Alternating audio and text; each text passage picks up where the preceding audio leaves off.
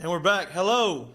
Welcome back to Mik'd Up. There's the juice. Hello. There's the Hello. Welcome back to Mik'd Up. Today's Wednesday, February 16th. We have a great show. We're going to talk about life after football. Life after football includes NFL extensions, fake retirements, maybe not fake retirements, who knows. Hall of Fame discussions. We're going to talk LSU Baseball opening weekend, huge weekend, unbelievable weekend. MLB can't get their shit right, so we're going to talk a lot about college baseball. Opening weekend here in Baton Rouge is unbelievable. It's fun. It's something like I don't think any other college baseball team or programs have. Can't wait to talk about it with Antoine Duplantis coming in studio in the 12 o'clock hour. Let's go. And, of course, we're going to talk gambling. I was going to really pub my guy for a little bit because he got hot. He went 3-1 and then got the golden sombrero yesterday. So he is not so hot. He gave me a soccer bet that I took, and I thought I was going to win it. 94th minute, I think they call that stoppage time. Goal. Wow. Did not win. Lost my parlay. Big gloss. Had the over-under goals. When under 5.5 goals hit it, did hit the second half of the parlay because they scored in the 94th minute. And the 94.5 minute mark, whistle blow, game over. So, missed it by 30 seconds. Stoppage time stinks. Do we agree it's called a kickoff or a face-off? I don't know. What is that called? Do you know it? After they score and then in stoppage time? Yeah, after they score and then they start the ball again, they get it to the half field and then they kick it again. What's that called? I would even say when It's they called start the midfield. game. It's called midfield. It's called, that thing. It's called play a real sport. Whatever that is. put that ball right there. Let's go. Whatever that is, they did it, and after that happened, the whistle blew and the game was over with. So not much fun for me. I only bet one game yesterday. Had a lot going on. Had to go left. 0 for 5? Was our guy 0 for 5? No, that was just to me. Oh, okay. He just gave that to me. I didn't pub the bet. You were 0 for 5 yesterday? No. Our guy was 0 for 5. Not me. I was 0 for 1 yesterday. Not 0 for 5. Right? But we will get that. Mik'd Up is brought to you by Sterling Automotive. I did not get through the middle of the show before I was brought up Sterling Automotive. We're making progress. I have the big Sterling Automotive right in front of me. Say it. And I don't say it all the time. But my guys out in Lafayette are unbelievable. They're doing an unbelievable job. And I am thankful that we are partners. That's where you were yesterday, right? I was not at Sterling yesterday. I was in Lafayette yesterday, not for Sterling. But we are going to the Sterling Automotive. Going to see their floor. Their showroom floor with all the new cars, all the things they got going on. We're gonna film a commercial, a little spot there, and put it back on our social media and on the show. Oh yeah. Professional production. Yeah, there. we're working on that. that. We're moving on up in the world, boys. We're moving on up. But to start the show, we're not gonna start technically with gambling just now. We're gonna talk a little bit about the NFL, right? Sean McVay comes out and says, I'm not sure if I'm going to coach anymore. Why? He's 36 I didn't even hear this. After the Super Bowl, he says, hey, what's your coaching future? The contract's coming up. He's like, I don't know. It sounds like Not the answer they were expecting. Sounds like a big leverage move to me. That's what I said. Sean, what are you going to do? But now they're talking about TV. TV's coming in hot, trying to get all these coaches. Sean Payton's trying to get out of there. They're trying to get McVay out of there. They have Tony Romo's making $17 million doing it. Troy Aikman's leaving NBC, going to Amazon. They got the coaching carousel and the TV carousel are intertwining. Did that? They're not aligned. Who coughed like that? I don't know. Oh, it's just an abomination. I don't know. To radio. I don't know. I don't know. I don't know. We're on the internet. That's crazy. Alvin. But It's called blood. I mean, this got to be a negotiating tactic, right? Oh, it has to be. It has to be. I mean, what he's else just trying to get paid. He just won a Super Bowl. He's 36-year-old. He's been the boy genius since he got to the league Wonder as a Kid. coach. The Wonder Kid. That's a shout out to what TV show? Are you a TV show? Jimmy Neutron? No. We're talking about soccer. What's this? I do like Beckham. What's Did it like Beckham? Right? It's on. Jesus, guys. Kicking and screaming. No, it's a TV show. It just came out. Home team. I'm off. I'm not even gonna give you all the answer.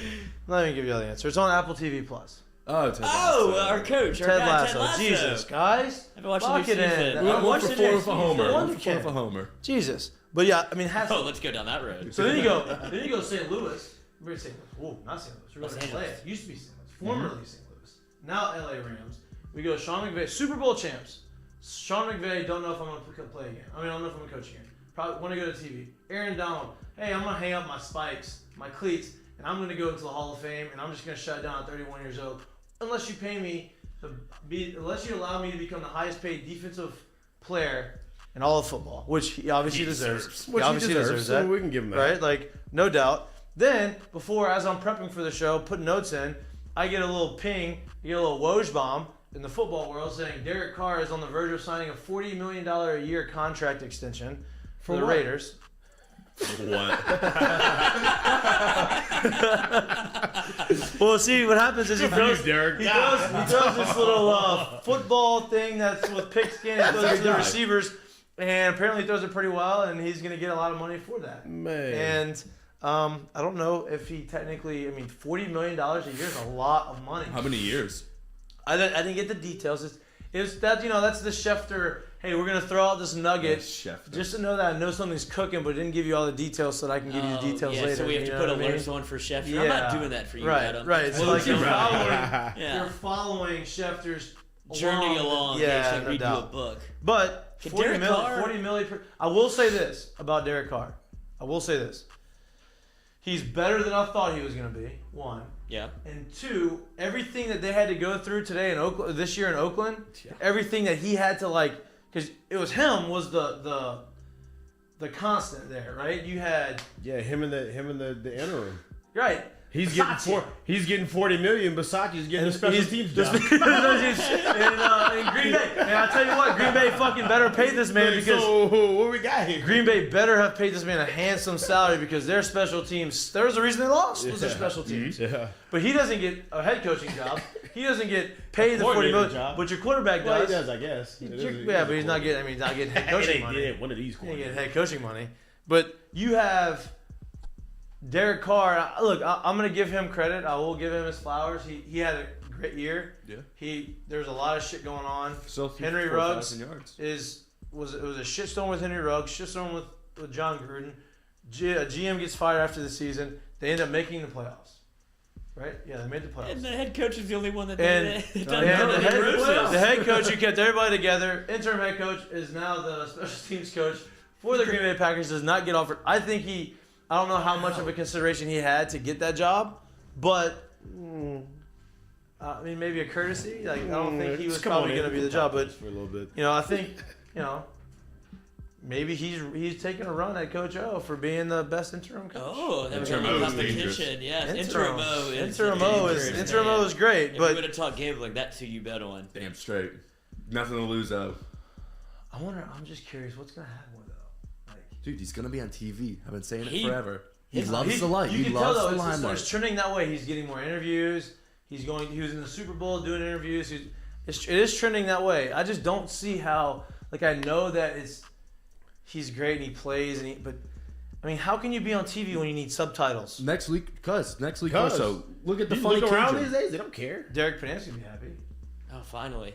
He was following him around the Super Bowl like he I don't have Hey, beef with him. I just shooter. know that he's still with him. He's a shooter. But I was impressed with O on TV. Yeah, I didn't know if he's going to be like that. He will have a future there. Yeah, no doubt. I'm actually not surprised, being that he's such a great recruiter. He has to be a good talker. You're right. You're right. He's Not that charismatic. surprised, yeah. It's hard to understand, but he's losing it. It's tough. Yeah. Makes you lock in more. That's all it is. You just gotta what? But I could see him on a game day show. No, I can see him. Look, game day is going to have a lot of stuff going on and trying to figure out. Lee Corso is about to be 87 years old. Lee Corso is He's obviously. out of it. Will he die on game day? He will. Wow. He will. That's aggressive. It's a little dark. That's a little dark. Hey, this guy's gonna croak on game day, but They're gonna. He's gonna instead of Lord. putting on a helmet, it's gonna put him in a Speaking casket. of dying, I don't want anybody dying. Dickie V certainly seems like he's doing fine. Which one goes first? Got arrested. I think. Dickie I V. don't know. Dickie V's a cat. I think Lee Corso. Lee Corso is gonna retire first, obviously. They're both in Yeah. Are they the same age? Corso? No, but Dickie V just had throat surgery. Yeah. Dickie V's known 3-time for cancer. his voice, so he's probably gonna have to retire before Lee. Yeah. Corso I wasn't does, talking obviously. retirement. I don't know. Who knows? Lee I know you're talking Corso's about dying. 80. Yes. You're talking about retiring from life. Yeah, That's what you're talking Lee about. Corso remembers Pearl Harbor. He was born in 1935. I think he fought Like, it. oh my god. Hey, stand the test of time, guys. He's adapted it. He's survived and adapted it. He's living life, boys. The best thing that's game day has slowly started to weed him out. Obviously, Yeah. like he has his moments and he has his segments, but he can't be on there talking football all day on Saturdays. Which, you're gonna have. Why is my computer being weird? Siri's trying to talk to me. What you saying? I don't know. What's for lunch? What is? Well, I can't wait for lunch because I'm starving already. I met but Corso 2 years ago. I met Lee Corso 2 years ago. You know that Catholic church, Lloyd, next to the Kappa Steakhouse?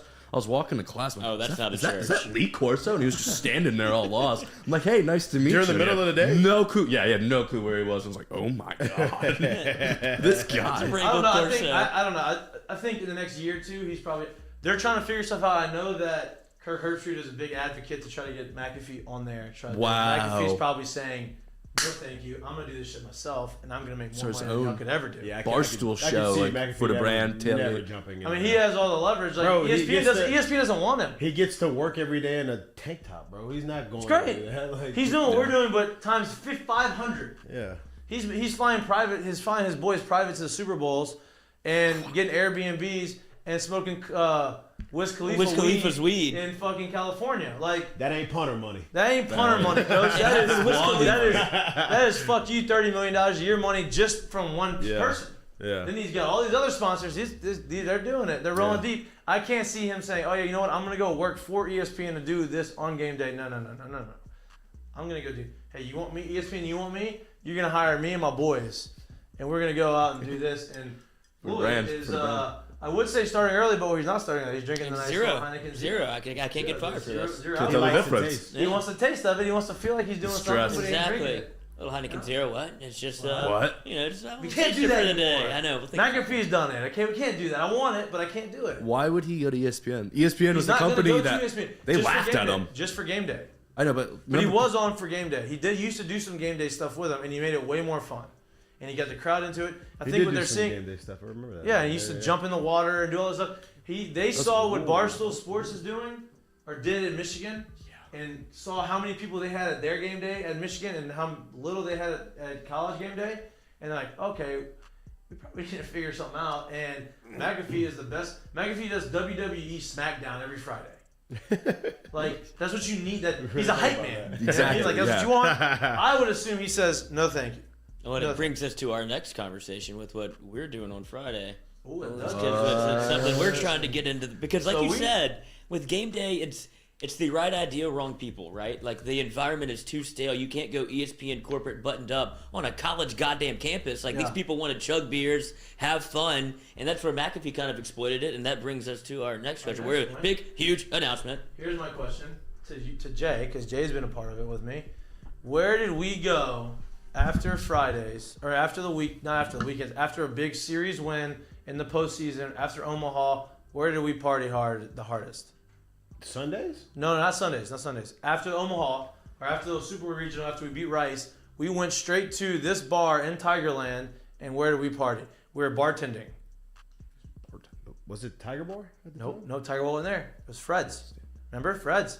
It We was went there. Fred's. You're right. Frederick's Bar and Grill. Come on. Yeah. It We were sounds like bartending. you weren't bartending. Sounds like someone's bartending for you. Lewis Coleman had his No, not me. Not me. Anyway, big, huge announcement is we're going to do this show. We don't have a Friday show. We go Monday, Wednesday. Now, the lockout keeps pushing back. We've been talking about doing a Friday show from the 11 to 1 time slot. Opening weekend, this weekend in Baton Rouge is huge for baseball. We're going to go do a live show 3:30 to 5:30 from Fred's on the stage in the tent leading up to the game. Give you guys about an hour of leeway between getting from Fred's to the box to go and watch the boys play. It's going to be a little chilly, not too bad. We're going to have heaters in the tent. We're going to have food in the tent. We're going to have drinks in the tent. We're going to have the boys in the tent. We're going to have everybody in the tent having some fun. We're going to meet with them today to figure out what we can do. I'm hoping it's a lot of yeses and not any no's. We're trying to have maybe like a little wiffle ball home run derby. You come in. You have Football home run derby. you get 3 swings. If you hit a home run, you get some free stuff. Yeah, you know? I'll pour you a drink. We're gonna Give you a Heineken. Huh? What? Yeah. What? Heineken is going to be obviously sponsoring us. We're going to have some food. We're going to have some people cooking. We're going to have some good stuff. I'm not expecting a ton of people, but maybe we do get a ton of people. Who knows? I don't know. Where else would you rather be? I don't know, but I know this. We'll be on stage. We're going to have Jay said he's going to come for a little bit. Ronaldo's coming for a little bit. Maneri's going to be there for a little bit. Antoine, who's coming in here, is going to be for. Kramer's going to be. We're going to have a bunch of people. I'm going to talk to some of the older guys that were here before I got here, they're going to be coming through. Baseball is huge down here in Louisiana, and they don't do anything for it, really. Like tailgate-wise. They don't really have the prep show. Football season's over with. No more Super Bowl. You have basketball season. It's about to get into the postseason. It's going to heat up. At some point, that's going to end. When that ends, baseball is going to be skyrocketing, and that's going to be what's hot. Barstool already has odds for LSU getting to Omaha at plus 1,500. So now you can start betting on college baseball, right? So you start betting. We're going to have that. I know Barstool Mincy's going to be at Fred's. Megan making money swinging through. Megan making money swinging through. They're going to be there all weekend. We're going to be there before them. We want to make this a thing. And the only way we can make this a thing is if we have everybody show up and make it fun, make it energetic. We ain't going to be sitting down asking people in the interviews, hey, bro, why are you nervous? No. Hey, dude, what was exciting? Give me your best stories. Show me what was fun about opening day in the box. What makes the box the box? And that is the stuff that you don't really get unless you come in there and you're around the players and you're around the guys that have been in the trenches with everyone. So, big, huge announcement, live show, 3:30 to 5:30 at Fred's, which, I mean, who doesn't like Fred's? As much as they're trying to crush Tigerland with that stupid bridge, actually, it's not stupid. It's necessary. But it's taking forever. They had this little fucking engine thing. I don't even know what it is hanging for like 2 months. I'm like waiting for this thing to fall down on something. It's just been hanging with a crane. As much as they're trying to deter it. No. People find their way there. They go back around. Our boy Jackie works there. Oh, it's he awful. sees it. It's awful. People will walk around, come back in, come get some food. We don't know what food's going to be there yet. It's going to be some good food. It's Louisiana. We're going to have good food, right? So show up, show out, come support the boys. Also, get us to 1,000 followers on 1,000 subscribers so we So can make close. The more subscribers you get, the more shit that we can do. Absolutely. So, let's do that. But that's the big, huge announcement. Hey, that was a great segue. Great segue. Hopefully we make this a regular thing for home baseball games. Absolutely. And maybe home football games. And then Maybe we grow it to where home football games is a thing. You know what I mean? too. So like, Showy. we got some shit going on. I'm here. I want to be available. I want to do this shit as much as I can. I like it. This is gonna be my job after baseball. This is my job, my side gig during baseball. Let's fucking grow this thing, man. Let's make this thing fucking huge. Credit to you. Thank you. Thank all of y'all for everything we've done so far. This is only the beginning. We're gonna fucking grow and grow and grow. We're growers, bro. And more. We're showers and growers. That's right. You know what I mean? We'll all shower here. Wear it on your sleeve. Sometimes we shower. Sometimes. we shower. Okay, back to McVay? The show. not McVay. We're over McVay. Still can't believe that. We're over McVay. Go a little bit to Zach Taylor, contract extension. Wait, what? So the Rams just win one and they're all done? Right? That's my point. Right? That's my thing though. McVay, they win a Super Bowl. They get to the top of the mountain, and McVay's like, hey boys, let me prop my leg up on my desk. Hey bro, Crack a Heineken. give me some fucking money. Is basically what he I said. said, is that not as Hollywood as it gets? Like, Yeah. I'm trying to stay in the news. You're not going to stop celebrating me after I just won this championship. He spends all his money on Adderall. Guy's so cracked out on You the think he's on sidelines. crack? I don't think he's on anything. The amount of I Adderall think is. he's on steroids. I don't think he's on. I don't think he he's has. high on life, baby. I don't think he has any steroids. coffee. I don't think he has any Adderall. I just think he gets a lot of sleep and is just, loving life. Yeah. That's the Hey, this guy's got the recall of a fucking elephant. Yeah. There's no way. I don't think I've elephants have big brains. I don't think I've ever seen McVay blink. Have y'all seen him blink? No. No, it's because he's Never. on drugs. Never. Never. You seen his Never. dad? But you know what? Here's what's gonna happen. That is Jack, huh? Here's what's gonna happen. This is my prediction on what's gonna happen with McVay. This is before we go. McVay's gonna stay. They're gonna give him an extension. Donald's gonna get an extension. Matt Stafford's gonna get an extension. Odell Beckham's back. They're gonna keep those four there somehow. Apparently, this owner doesn't give a fuck about money. Stan? Yeah. He had a $2 billion budget to build a stadium, and he made it. And he went over by $3 billion. $3 $3 billion. You'll figure that out. Hey, you know what? We're gonna be over budget. Oh, that's fine. How much? Oh, you're over budget by $3 billion. Oh, it's okay. Fuck it. Build it. Okay. You want to pay for You it? built I guess we just got to win. Just go ahead and sign every You built it. player we can get. Yeah, we're gonna LA. Nobody really comes to the home game. It's okay. Build it. They have no We're gonna future. we have the Super Bowl coming here. We're gonna build it just for the Super Bowl. I mean, dude, that future is bad. Like, I can see why McVay's kind of like, let's do like 2 more years and I'll go to another team. because they don't have a draft pick until first round. 2025, I think. I thought it was 2028. 2024. We got 2024. Stewie out in the back. Fact Stewie, checker. come up in here, sit on the couch, bro. And they got to really scout and get it right, because if they miss, Ooh, you can't miss when you don't have picks like that. You can't miss when you don't have those picks. You cannot. But I think that actually brings me to my next question. Matt Stafford's getting stray bullets right now because Matt Stafford doesn't really like Why is he just a lot of the outside? attention. I don't know. What are you doing, You bro? know you're bored. Let's sit on the couch, homie. Oh, okay. You don't need a mic to be in here. Cut some clips. Yeah, we okay. got- Look, he's working. He's Hey, working. Stewie's a grinder. Dude, he's a grinder. Stewie's a grinder. But Matt Stafford's getting dragged through the mud a little bit. Not dragged through the mud.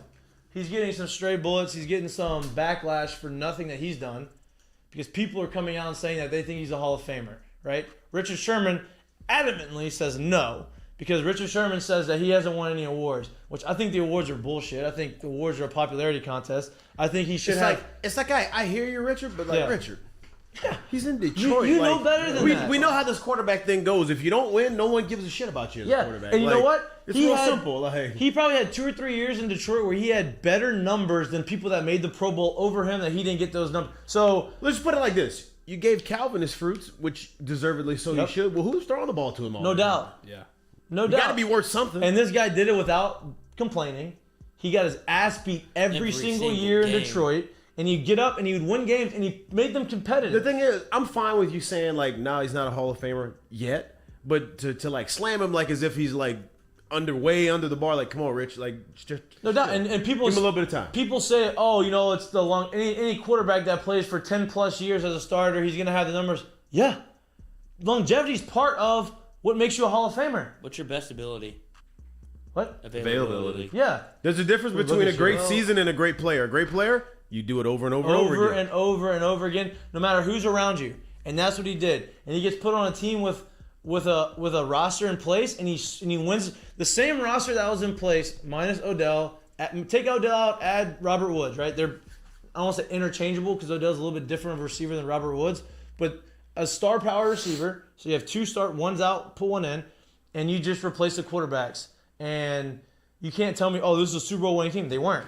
They had this team. Did not win the Super Bowl with Jared Goff. They go out there. They make and I respect the Rams for doing that. I respect the Rams for going out there and making the moves to bring the guy you think that can win the Super Bowl in, and he does, and he wins the Super Bowl, and that should cement his legacy as a Hall of Famer. The numbers he puts up and the talent he has is unbelievable. And there's been a lot of talented quarterbacks that don't make the Hall of Fame, but he has the numbers to back it. Bro, his no look pass in the Super Bowl on a have to have it drive to Cooper Kupp on a dig route over the middle. To me, all that just tells me is they haven't publicized it, but that just tells you how much he's been doing that. For him to be that comfortable to do it, then that just tells you he's been doing this. You don't pull really that. care. You don't pull that move out in that moment in the Super Bowl if you're not used to it. That was second nature move. He's been doing that. The Yeah. Mahomes throws like that. Yeah, You know yeah. who started Yeah, he's that? been doing that. Matt Stafford was the first one to do Stafford's it. been doing that. Yeah. I mean, that's and the best view of that throw is yeah. the end zone view of the safety. I don't know who. I forgot who. Von Bell. Von Bell. You see Von Bell, and you see him looking at Stafford, and you see Stafford here, and you see Von Bell going here. If you really pay attention to it, it really wasn't just his eyes. He kind of gave him like His his whole shoulders, body. like he gave him everything. It's almost like he was and then stepping he threw here across the body. Across the body, Yeah. no look, and you saw the ball miss Von Bell by 6 inches? Yeah. And all that did was you could see Von Bell move. He's like, oh, fuck, I messed up, and it's too late. Just that little A bit. little too far. And that is not, there's not very many people in the league that can do that and that has enough confidence to do it in that moment. It's the biggest moment of the game. It's 7 straight 4,000 passing yard seasons. 1 year he threw for 5,000 yards, 41 touch. And who made Richard Sherman the orbiter of the Hall of Fame? Like, bro, I don't even think He went to Stanford, bro. He gets he's He knows everything. philosopher. Yeah. Have you ever met? Have you met They're all a the lot- smartest one, bro. There's a Like- lot of athletes that I've met from Stanford that you walk in that room and look. There's a lot of good athletes I've met from Stanford, like good Name people. one. I'm not gonna name them. Okay. No names. But you walk in there, and the minute you walk into this room, you can tell they went to Stanford because they automatically think that they are smarter than you because of the school they went to. Which is, look, it's okay. Probably they are though, a little bit. Like, Doesn't matter. I'll say it like this: the guys that went to Stanford that I've run across, I ended up finding out from them they went to Stanford. Much like Guys that I meet from Miami, they're from Miami. I end up you just have the aura. There's aura it's just about a thing about them. Hey, I'm not saying it's they good. They carry or bad. themselves that way. They might either say it somewhere. You just end up finding it out real quick. I'm not saying it's good or bad. I'm just saying that's just what happens. You just know. You know who went to where. You know you can. There's a few schools. You know the guys that you play against. You know who went to LSU. You know why? Because we fucking tell you went to LSU. Yeah. Not because we act like we went there, but because we all have a pride for LSU. It's like, oh, you're from Louisiana. You went to LSU. You must. I can tell because the only thing you do is talk about LSU. Yeah, that's a good thing. Mm-hmm. Stanford guys, no, you went to Stanford because you just act like you're smarter than everybody. Miami guys, it's a little different type of cocky swag, like aura about them. Oh, no, you went to Miami. That's kind of it, right? Like it's just. I think they just breed charisma down there. No doubt. Must be a thing. No doubt. It's like people from New Orleans too. They got like right. You'll find out pretty quickly that they're from New Orleans. Yeah. Very, very, very, very similar, right? Last thing we talk about in the NFL, Zach Taylor got an extension that's very unsurprising. You get to the Super Bowl, you have 3 years. Now you have your star quarterback. You feel like you have a team that's going to be there for a long time with the young talent they have. Tell you what he needs to go do. You got a lot of money. They have a lot of money under the cap. They better go spend some money on some offensive linemen.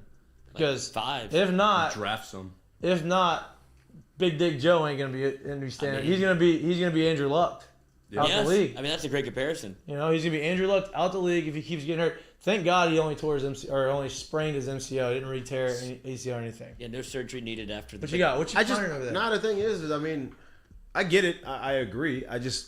What's on the market? Like, how do you assess being able to let's go grab all the old linemen we can? Like, how do you go about it? Because they obviously they're trash. Like they're trash. So like you have to go and say and I was listening to someone talk the other day. They said they need 3 offensive linemen minimum. 3. Wow. Like that's a lot of money. I know a lot of football. I don't know any of their linemen. Like, and I get it. That's not a very publicized position, right? Obviously, but I don't know any of their linemen. Like, so I'm guessing all 5 of them are replaceable. They're all right now. 6th, 7th round picks. Yeah, I just know one because its name's synonymous with a porn star, like Riley Reid and Riley Reef. That's the only reason I know that guy. Locker room must have been tough for him. It's not even the same name. Riley Reef. It's one letter away. It's so close. I mean, tell me you watch porn without telling me you watch porn. I think you watch a little too much. I think you watch a little too much. The people that do that, like, I don't know what you're talking about. Shut up. You know what Brazzers is? Is it Brazzers or Brazzers? I'm not sure. I know how to spell it. Well, give me your password. I think that's the most important. No, see, that guy's too far. If you're paying for it, you got to go out there and get it yourself. I mean, it's free. Porn's free. That's what I'm saying. But people have accounts, and I'm saying go out to the bar, man. You've been spending a little too much time on the laptop. Yeah, if you're paying for it. If you're paying for it, you go pay. I feel like those are the OnlyFans guys. Yeah. If you're paying for OnlyFans, boy, you need to down bad. We need to go. I would agree there. Look in the mirror. We need to go figure something out. But then we say that, but then I feel like these girls are making so much. The ones that are making so much money, there got to be some people they know. Well, dude, there's a lot. There got to be some closet man. I don't pay for that shit. They pay for all of it. There's no doubt over there. No doubt. No doubt. But you know what? I want to go up to these people and say, hey guys, got 6 subscriptions. This girl saying your name and something on this wherever she's doing private video. Where let's go outside. Let me take you to a bar. And I'll pay for you. So you don't even know. Go in there and get your confidence up, because that's too much. Yeah, you're too far gone. You're too far at this point. Just because you're getting a little attention from somebody who's giving attention to thousands of people, she ripped out 50 videos today, brother. That ain't just for you. Probably the same video. She just puts a different name in it. Different name. Sorry. But teach their own. Teach their own. I don't know. But I don't know. I think Zach Taylor's a fraud, and I'm not afraid to say you are. You said that. Why do you say that? Because I've seen this story before. Joe Burrow, wherever he goes, he wins, and so it's hard to give the coach a little bit of credit. Whenever I watched this movie before with Coach O, he also got Coach O an extension. This is what happens, and when he doesn't play, look at Zach Taylor's record before Burrow got there. Before. But what do you mean before? It was only 1 year before. 3. Right? This is his third. That's third year. That's what I'm saying. So it was only 1 year before. Yeah. He won 5 games. They were terrible. Years. That's what I'm saying. He's a bad coach. They stunk.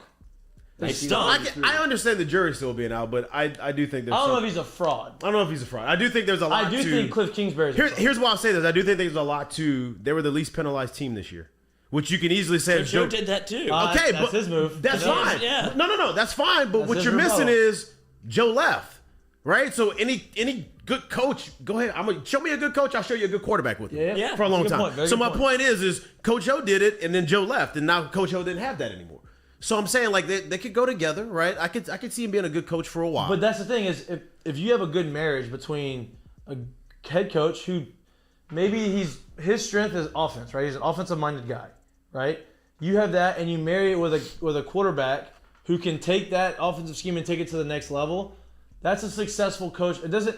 Maybe he needs Joe, but a lot of coaches in He the NFL definitely need needs your quarterback. Joe. Yeah, I agree. There's I understand not- it's a quarterback you know, driven league. so- but like, look at Sean McVay was able to get Jared Goff for the Super Bowl. That's the coach. Like that's what Goff's that's not what I. Goff's not Goff's Shanahan. terrible. Goff's not terrible, dude. He's All right, not. Kyle Shanahan got Jimmy G to Super Bowl. That's coaching. Okay, I'll give that. You're a Kyle Shanahan guy, aren't you? Yeah, of course. Great coach. I think he's a great coach. I think that's Of course. I think Cliff Kingsbury is maybe a fraud. That's in my mind. I think Cliff Kingsbury was the sexy hire, no pun intended, Yeah. Oof. of being a good-looking dude. But he was a sexy hire. He gets Kyler Murray there. Also, Kyler Murray needs to grow up. Little man. I don't think you'll get any. Did taller. you see? I read an article. I read an article before this because I actually did some prep today. Shout out! Give a shout out to me. There's some Especially prep. with all that we have going Did some on. prep. Yeah, we got a lot going on. But the article I read was Kyler Murray comes out and says that he's not about all that nonsense. Hey, bro, if you're not about all that nonsense, then why did you delete everything off of your Instagram? That's high school shit. That's so petty that Oh, man. you can't tell me you're not about this nonsense when you are the nonsense. You are creating the nonsense by doing that. And then there are people coming out saying that, he's a front runner basically, and like he couldn't handle adversity. And look, they are ups and downs. It's hard when you've been the super athlete your whole life and you haven't really had much adversity. You're the number 9 overall pick in baseball, the number 1 overall pick in football. Like, Guy's not used to losing. not used to Pro losing Bowler. or facing adversity. Hey, let me give you something. You're 5'9". Yeah, you are super athletic.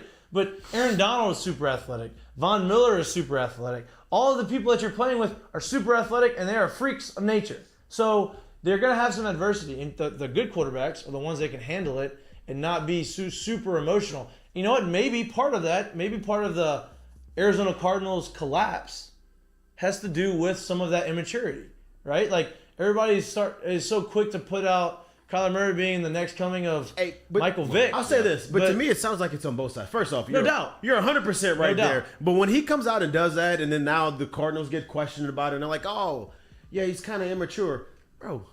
Why are y'all putting that out there? Like, what Yeah, y'all yeah. doing? They do that in the draft process. What y'all doing? That's Like, part of you're- the sum. That's part Hey, of he's the a good things- quarterback. He's things talented. He hasn't been in any trouble. Your job is to grow him there. Yes. You drafted him. Yes. Let's not come out and say some dumb Yes. shit like that. Because now you're just creating more of a rift. Like that just sounds pretty That, stupid. but that goes to my point about Cliff. 100%. I think I Cliff, agree. 100%. I think yeah, you can scheme shit up. When shit starts going wrong for Cliff and them boys, they don't really know how to figure that out. He's and they great get for it. the first 7 games, and then once they get film on you. But to your point too, I kind of felt the same way about McVay. So I'll say the jury's still out on Cliff. Yeah, but McVay made the adjustment. He did. No, I Yes. agree. But I felt the same way about him before too. McVay had the adjustment this year. Yeah. He had to make an adjustment because he had Yeah, this go new. get me a goddamn quarterback. I can't do this with golf. Yeah, but he got the quarterback and he saw the shiny new toy and he overused it a little bit early on. Realized that, hey, you know what? Well, because Cam got hurt. Cam Akers was hurt. Right. you so saw he the was difference But oh, but in this it is Akers. started not- off hot. Yes. So then then he said, oh man, I can play action, roll Matt Stafford out to right and throw the ball all the way across the field. I'll be honest with you, as far as for like a game caller, like I think McVay had like everything he needed to get him to this point. Yeah. Basically being like he wanted to run the ball and he had the best running back in the league when he did. Right. And then now it was just a quarterback manager. And then the next year he didn't have him, so he had to throw it a little bit more. He didn't have the quarterback to do it. This year he had a quarterback to do it, got too happy with it, then went back to the running. Like I think he had Yep. all the perfect stuff to get him to the and game he caller that learned. he He ended up being. learned Yeah. He personnel, evolved. and that's the beauty of being. I mean, you a look genius. at Sean Payton. Sean Payton evolved. Sean Payton was the offensive guru. The offense was unbelievable with Drew. All these things. Then you had 3 straight years of 7-9. Right? Defense sucked. Okay, we can't win with that. We can score, but we're going to get outscored because we can't score enough. Yeah. You score 60 points, we're going to get up 62. That's not going to work. So what he did was, all right, we got to start building our defense. He starts building the defense piece by piece by piece. Okay, we were turnover they're opportunistic early on, and after those years, we got some turnovers. Okay, now we get after the quarterback a little bit more. All right, now coming into last year and this year, now it was an all-around defense. That's adapting. That's evolving. That's saying, okay, I can't rely just on the offense. I need something that can stick no matter what. And that's what it takes to be a good NFL head coach. And I think that's what Cliff has not done yet. I'm not saying he can't. He just hasn't done it yet. Yeah. If you have any beef with Cliff and Kyler Murray, would there be a better coach to go squash the beef with? Like, go out with? Like, that would be a pretty easy time for us to say, all right, dude, let's go figure this thing out. Yeah, no doubt. But that's the thing. Literally is go squash some beef. But that's the thing is like, is he able to do that? Does Cliff Kingsbury have the capacity to say, I'm going to do that? Or is he the young, hotshot, too stubborn cool for school? Right, right. Like that's what we don't know. We don't know that. There's a lot of things that we don't know. What we do know. Zach Taylor will be a Bengal for a long time. Joe Burrow's the best agent in the world. He is. I mean, he should get a fee. Yeah. Joe or Tom? Which one? Joe Burrow. Oh. I mean, Tom, but hey, I'll tell you what, Joe's on his way. He is. I wish Joe would have won because then it would have been a lot more of the comparisons. But Joe's it's going to be hard. I think he gets back. I think he wins multiple Super Bowls. It's hard. The AFC is going to be hard. Hard to get there. A lot of the good quarterbacks are in the AFC. Look at his division. But I will say this: they're doing this. Kansas City's already in that window where they're paying Pat too much. They're gonna have to do this. Well, I'm just saying the Bills too. Like there's other teams there. I'm just saying like they're the ones that's like catching fire. Right. Where they still have the quarterback on the rookie contract. They got money to spend. They're the ones that's catching fire. Like their oldest playmakers, T. Higgins, is 27. That's what, like we can easily. He's 25. No, that's what I'm saying. Boyd's 27. We can easily keep going back to the other quarterbacks that's there, but you also got to look at what's around them. Right, and I think they've all closer to getting paid than he is. Yep. And this team has a ton of cap space still too. Yep. So that helps. We'll see. I'm interested to see what offensive lineman they go after. I wouldn't be surprised if they would try to throw some money at Teron Armstead. You know, I wouldn't. I mean, why not? He's probably going to be the number one left tackle on the free agent market. And they have the most money to spend. I would imagine. Like it would just be fourth most, pretty much. Yeah. I mean, still. And you've seen people like players say, if I'm going like Joey B is making me want to go to Cincinnati. He is getting that credibility now, and after his second year in the NFL, is players are going to go play for him and with him because they think he gives them the best opportunity to win a Super Bowl. Turning Cincinnati into like pop culture. That's kind of fun. No doubt. No doubt. And it's not for children. With no indoor facility. And it's kind of like what Baker did and for the Browns for a little bit. No. We're not doing no Baker shit over here. No. Oh, man. No. He Baker made the Browns and Kevin. Cool. Come Boy, on, tell you what. This is how you know NFL's king. This is how you know NFL's king. Season's over. Super Bowl's 3 days. We're 3 days from the Super Bowl since it ended. We don't really have much to talk about, and we've talked 40 straight minutes on NFL. We're right around the basketball All-Star game. Ain't touched it. Yeah, haven't sniffed basketball right now. Haven't sniffed the fact that Ben Simmons is in Brooklyn, which he said it's going to be scary. I'm mad that he got his way a little bit because NBA more players get their way in the NBA than any other. I don't give a shit what happens. I just hope he's on the court when they go back in March to play in Philadelphia. Me too. Exactly. And I hope it's prime time. Me too. I'm clearing my schedule for that. No doubt. We should have a watch party in here for that. I just want to see that. Because I'll tell you what, Brooklyn, of all the teams that he could have gone to, right? Brooklyn is probably the best. It is the best. For him. Like, that's a great situation for him. He doesn't have to shoot.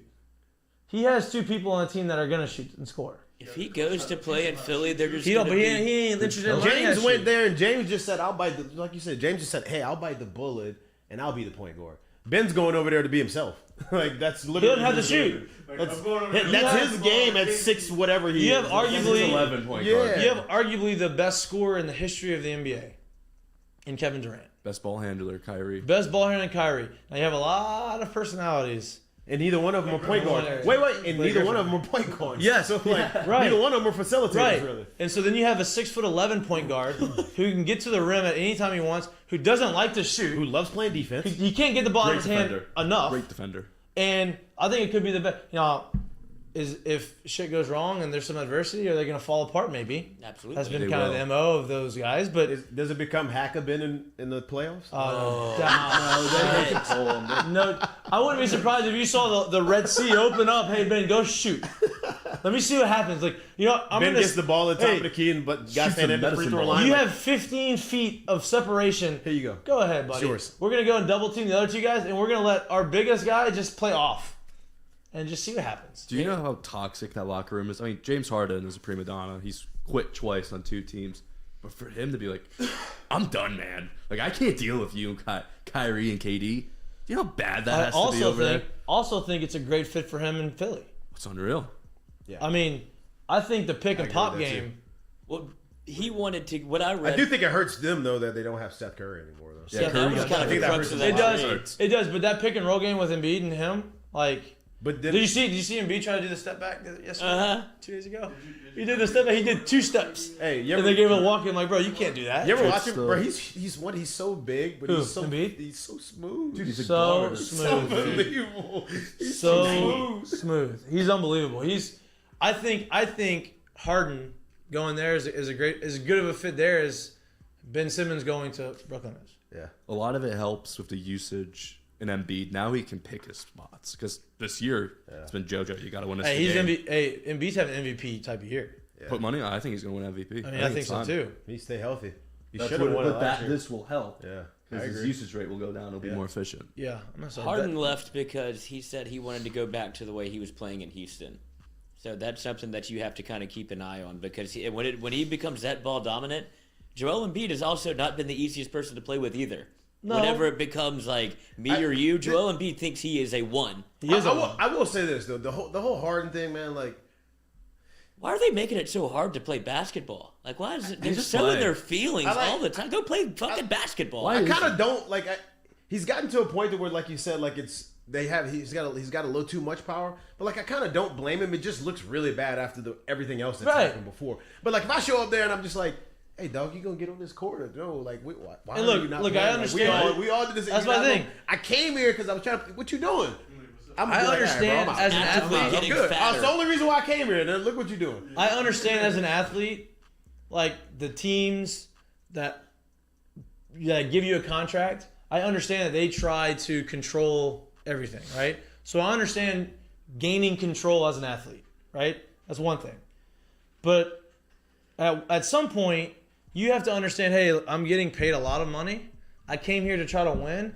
It's about the guys around me now, not the upper management, not the money, not about me necessarily. Like that's the deciding factor on who wins a championship and who doesn't, is who's willing to say, you know what, like I'm gonna swallow a little bit of my pride, a little bit of my ego, and a little bit of my selfishness, and put a little bit more on the team and figure out, all right, this is what we need to do. Hey, I'm scoring 30 points a night.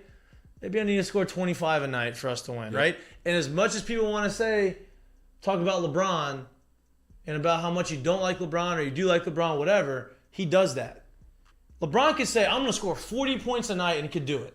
Chris Bosh is the best example of the big 3. Yeah. He was an all-star. Yeah. And he had to become the third fiddle. Yeah. And that's okay, but because he won Third championships. fiddle. Oh, I usually hear second fiddle. Yeah, but he was third a third fiddle. Oh, yeah, D-Wade. Yeah, I know. But that you had to sacrifice, and he sacrificed. And He was and they great did at it. You know what I mean? Like there's Nearly killed him.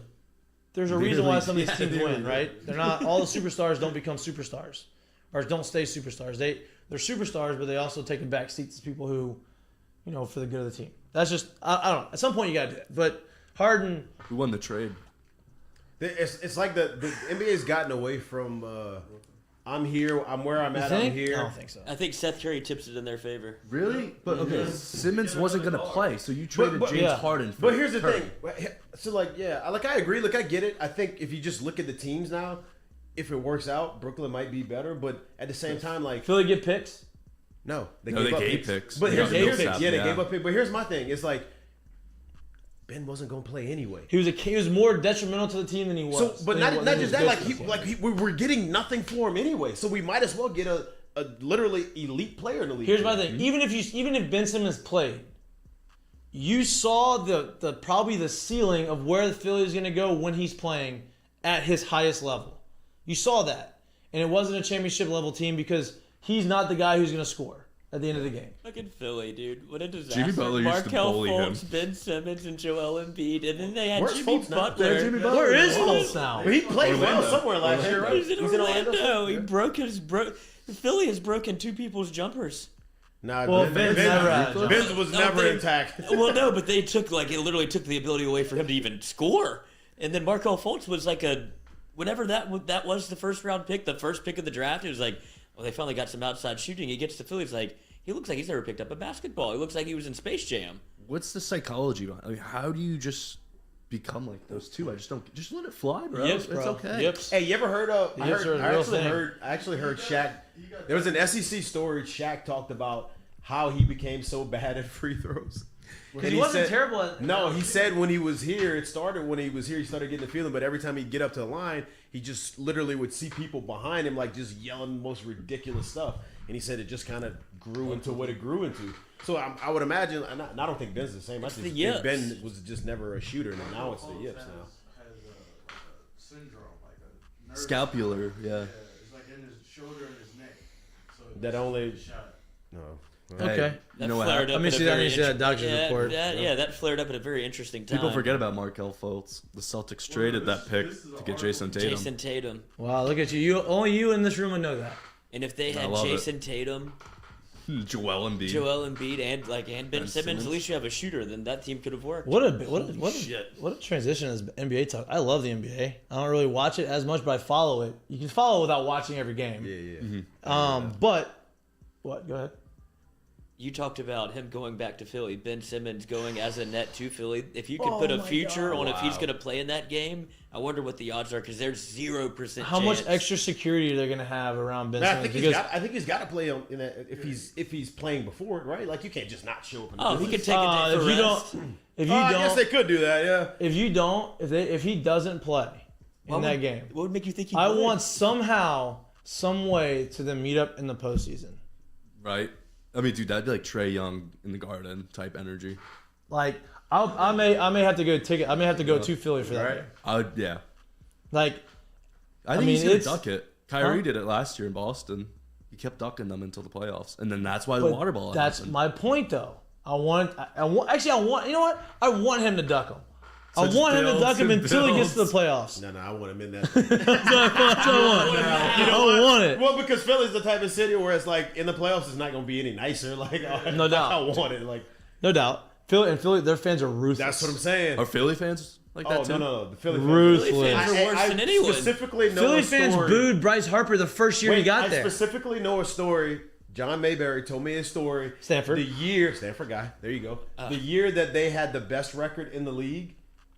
It's like Ryan Howard days. Right? Actually, I'm sorry. They broke the best record in the league. They had the best record in the league. Was in the playoffs. Was going to win the division. The last game of the season, they lost, which would have broken the franchise record for how many wins they had in the season. They got booed off the field. Isn't that like holiday clip? And this was in the middle Hey, of they y'all had didn't won- win enough. Get the fuck out of This is here. in the middle of they won World Series, they were good at that time. Holiday, Cliff Lee, Ryan Howard, all those guys. Yeah, they were booed off nasty. the field. Victor Jimmy Ingram. Rollins Victorino, Jimmy Rollins. Jimmy, booed off the field. off the field. Hey, y'all didn't win this game. Y'all didn't set the record. We hate you. Get out. I mean, Answered my question. Yeah, unbelievable. It's unbelievable. they tried to kill Santa Claus with The Eagles. snowballs. I don't know. Eagle fans. I know, but that's Philly. Yeah. That's Philly. Yeah. Like there's people That's, that go so to that's the why I football said, games I or hope go he to- does, because it's yeah. not going to You're be right. any nicer in the You're playoffs. right. Not You're right. there. I Not there. hope he plays in Philly as much as he can play. That's actually, I God. take that back. I take back my take. Trade I him want back. him to play. So don't trade him back. that would be playing in Philly a lot. Don't trade back. I want him to request trade from Brooklyn so he has two teams he has to go play against. That's what I want. I love that. I love that energy. Speaking of energy, college basketball, have you been to a game at This year? at the PMAC yet? No, not this year. We gotta fix something with the PMAC, man. Were you watching They Duke did, last dude. Are night? you Huh? kidding? Were you Yeah. watching Duke? Yeah. What a game. I know. Look, Duke's different. Cameron, has anybody seen Cameron Indoor in person? Yeah, I have. I wish. It is tiny. It's the size of the studio. I mean, they have 5,000, 6,000 seats max, and that's. It looks like a high school gym. Yeah, like legit. you're on top. So I get it. It's a little different with the energy there, but you go look at Arkansas. You go look at some of these other big arenas. You go look at Auburn. You go look at Tennessee. Tennessee game yesterday, like Alabama, like Yeah. all these teams in the same conference that we're in have a way better energy than the PMAC. And I know there's talks about renovating and doing different things and whatever. And we have Georgia coming in A lot tonight. of talk. A lot of talk. That's what it is. Raising talk. Cane Center for a year. I love that idea. Ooh, who said that? Sean, my Courtney. brother, Sean was while we Courtney. were watching a game. He's like, "Why don't they like if you want smaller, compacted people in it, like go to the Raising Cane Center?" I was like, What's the other? What was the old place that the Cow Palace? bring the Cow Where Palace is it? back for a year? Where is The it? Ag Center. Dust off Pete Maravich, put him in there. Yeah, no, but seriously, I like the River Center. Would be a great idea. River- I don't know why, River but Center. they did fix it. LSU basketball is fixed. You didn't see that? With the gumbo pot? That's all they needed. I'm confused. I'm so confused. You haven't seen this? No. It's the new thing that they brought out. I'll pull it up on the screen. Talk amongst yourselves. We'll talk some more. Okay, thanks for that permission. No, the But- PMAC sucks. But so the what? The PMAC It atmosphere stinks. sucks. It's no, the PMAC is electric for gymnastics meets. That's Jumping. crazy. Jumping, bro. Sold out for gymnastics meets. But Jumping. for the basketball, what it was intended for is not, right? And basketball's good. They're getting better. I think next year they're going to be real nasty. I think this year, the way they're playing now, they gotten their point guard back. They've won 2 straight. They played Georgia tonight, which should be 3 straight. I think they're favored by, what, 16 and a half points? 16 and a half. Wow. They're favored by, I'm not touching that. That's Oh. Megan Making Money said that she has that on there. I think it was minus 16 before the show She's started. confident enough. Wow. That's She put it on one of her picks, and Megan Making Money has been pretty She nails. is. She's been pretty nails. But Mikey, this is the time for the teaser. This is oh, what we this tease. look. Tickle me He Elmo. called it. He tickled me Elmo teaser. He said you're gonna do it. He Yes. said you're gonna do it mid show. Mid-show, I'll tease Called it. it. And this is right. This is right on par with our betting. Now we pull. Do you have the graphics? Do we have the graphics done or no? No. They were done. No. They're sent. We can read them out. We can. Yeah, we'll read them out. Audio We'll winners read them out. I'm pretty excited about my 16 parlay that I just put in. Wait, I see the gumbo. That thing looks I'm sick. telling you, here it is. But This you is- watched the Duke game? Oh, can you? I think Antoine's walking to the front. Can you go grab him? I did watch the Duke game. Holy smokes! I know. And John Shire Doesn't hold a basically candle to the- this, the dude. I don't know coach what now, y'all are like- talking about. Okay. I mean, what is this? Is D Bro in the gumbo pot? Yeah, D Bro's trying to do everything right now to cooked stay her. relevant a little bit, huh? they cooked her. I mean, why not? Well, she's up there with Tab. But I'm being sarcastic. This is not gonna fix LSU basketball. I know, What is obviously- this? Where are we? obviously They're you're- throwing. Obviously, you're being sarcastic. Jesus, I mean, we're throwing everything at the wall to You get saw something to the video- stick. Maybe they were at the Texas Tech gumbo does pot to cook the rats that came out. There we go. Nice. Maybe that's what's happening. Texas Tech has a great stadium. Texas You Tech's sent us great. that video. Texas There's just Texas a lot Tech of game was there's wild. a lot of things that Do we need to just get angrier? Do the fans need no, to no, no, no, rival? no, don't, definitely not, because I don't want to like.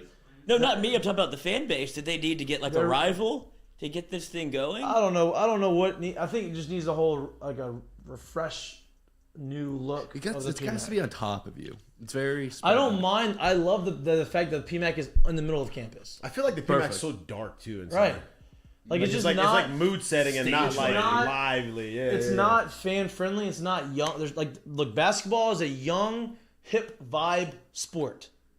We don't have that, We don't right? jump They up put and the down. DJ. The DJ ain't helping, right?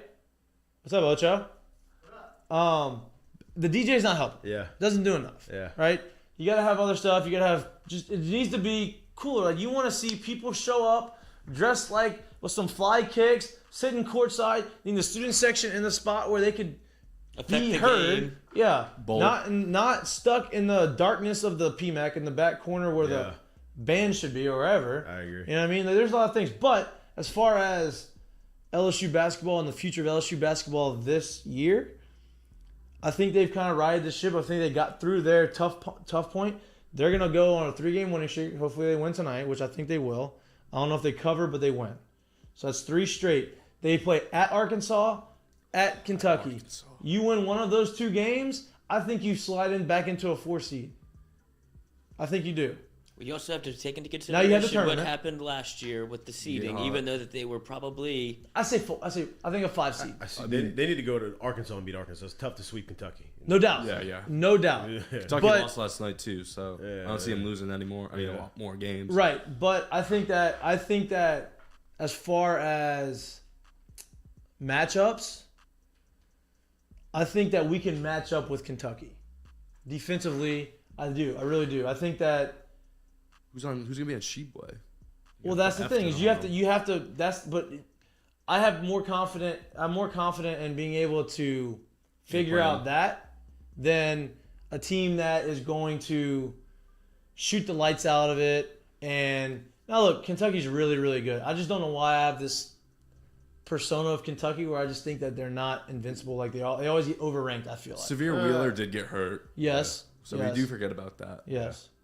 But Wait, did you go to a Duke basketball game? You've been in Cameron Indoor? I've been without the fans. Yeah. Oh, have you? I've been inside, but not to the game. No Same game. That's I played in Durham, thing. coach. He played in Durham, so it's like right down Yeah. the street.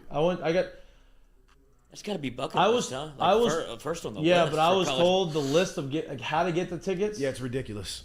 Mark like Ken dude, Anderson got people in were there. intense.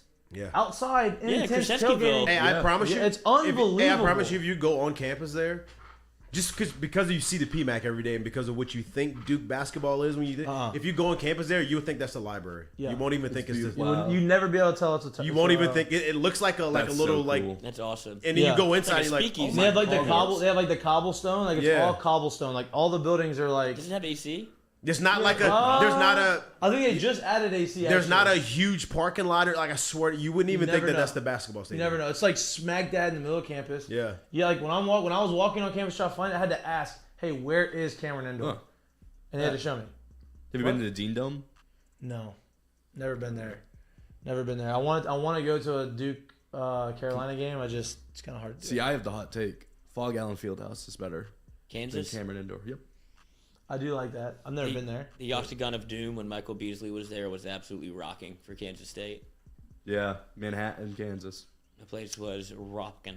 I applied for Duke because I wanted to go to a game when I was in high school. I was like, Hard what? sport to get into. Of You course have I- an IACT? What are you talking Fuck about? no! I'll just apply just to. I think, Just I just feel wanted like to you'd see. be a high Why is it in ACT crayon? guy. Yeah, 28. I popped a little 28? bit. Yeah. See, Fuck. you are a high ACT. That's, Yeah. that's, I'm a good that's test not taker. low. That's high. That's like I think- you only make 36. It's only 8 points. I think or- Duke's is like you said 30. I 20 think. like 28. Yeah, I think Duke is I couldn't like pay 30s. attention. I couldn't stay locked in enough to get You made 20. 23. I was happy with I that. think I was a 23 or Oh 24. no, I was 22. I was trying to get to 23. Yeah. That's when that little tops money changes once you get up Yeah, there. that's what my mom made me take it Upper 4 echelon. times. I fell Yeah. asleep during the reading section. I was just like, you know what? This ain't for me. Well, I man. told a story. Some girl threw up next to me in the middle of the ACT. Legit I was took a like, how nap. the Like fuck I'm was- sitting there doing what the am I reading supposed to section, do? and I'm like, yeah, bro, this ain't for me right now. Yeah. How am I supposed to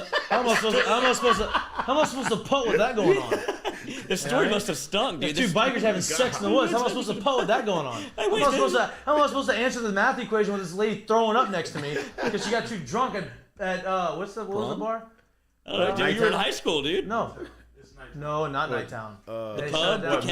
the keg? The keg. The keg. pub, Oh, the keg. good lord. The keg. All right. We're going to take like a 60-second break. Let Antoine kind of get settled in. Put him in a spot. Talked about baseball. We have a lot of LSU baseball talk coming out in the second hour. Big weekend. You're watching and listening to Mik'd, brought to you by Sterling Automotive. Look at that. Whoa. That's for They truck gotta pay extra for that. truck You want to move right here? Yeah. That's a weekly thing there. Yeah.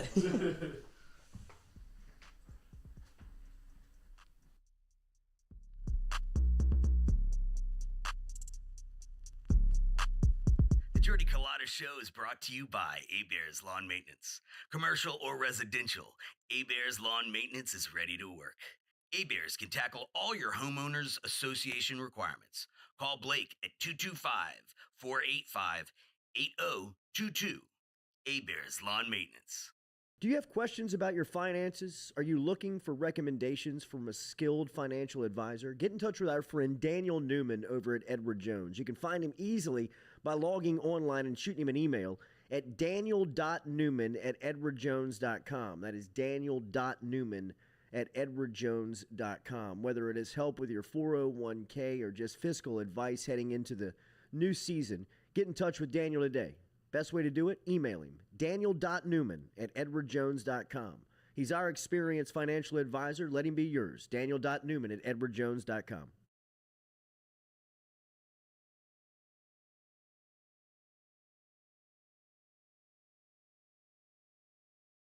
Papa Earl's, the fine spice, originating right down here in South Louisiana by our guy Mark Pop Norman. Developed it back in 2018 and won Amazon's Newcomer of the Year in 2019. They pride themselves in having 30% less salt and sodium than the leading brands at the same price point. You can find them locally. Look for Papa Earl's at Rouse's, Calandro's, Mathern's, High Neighbor, and more.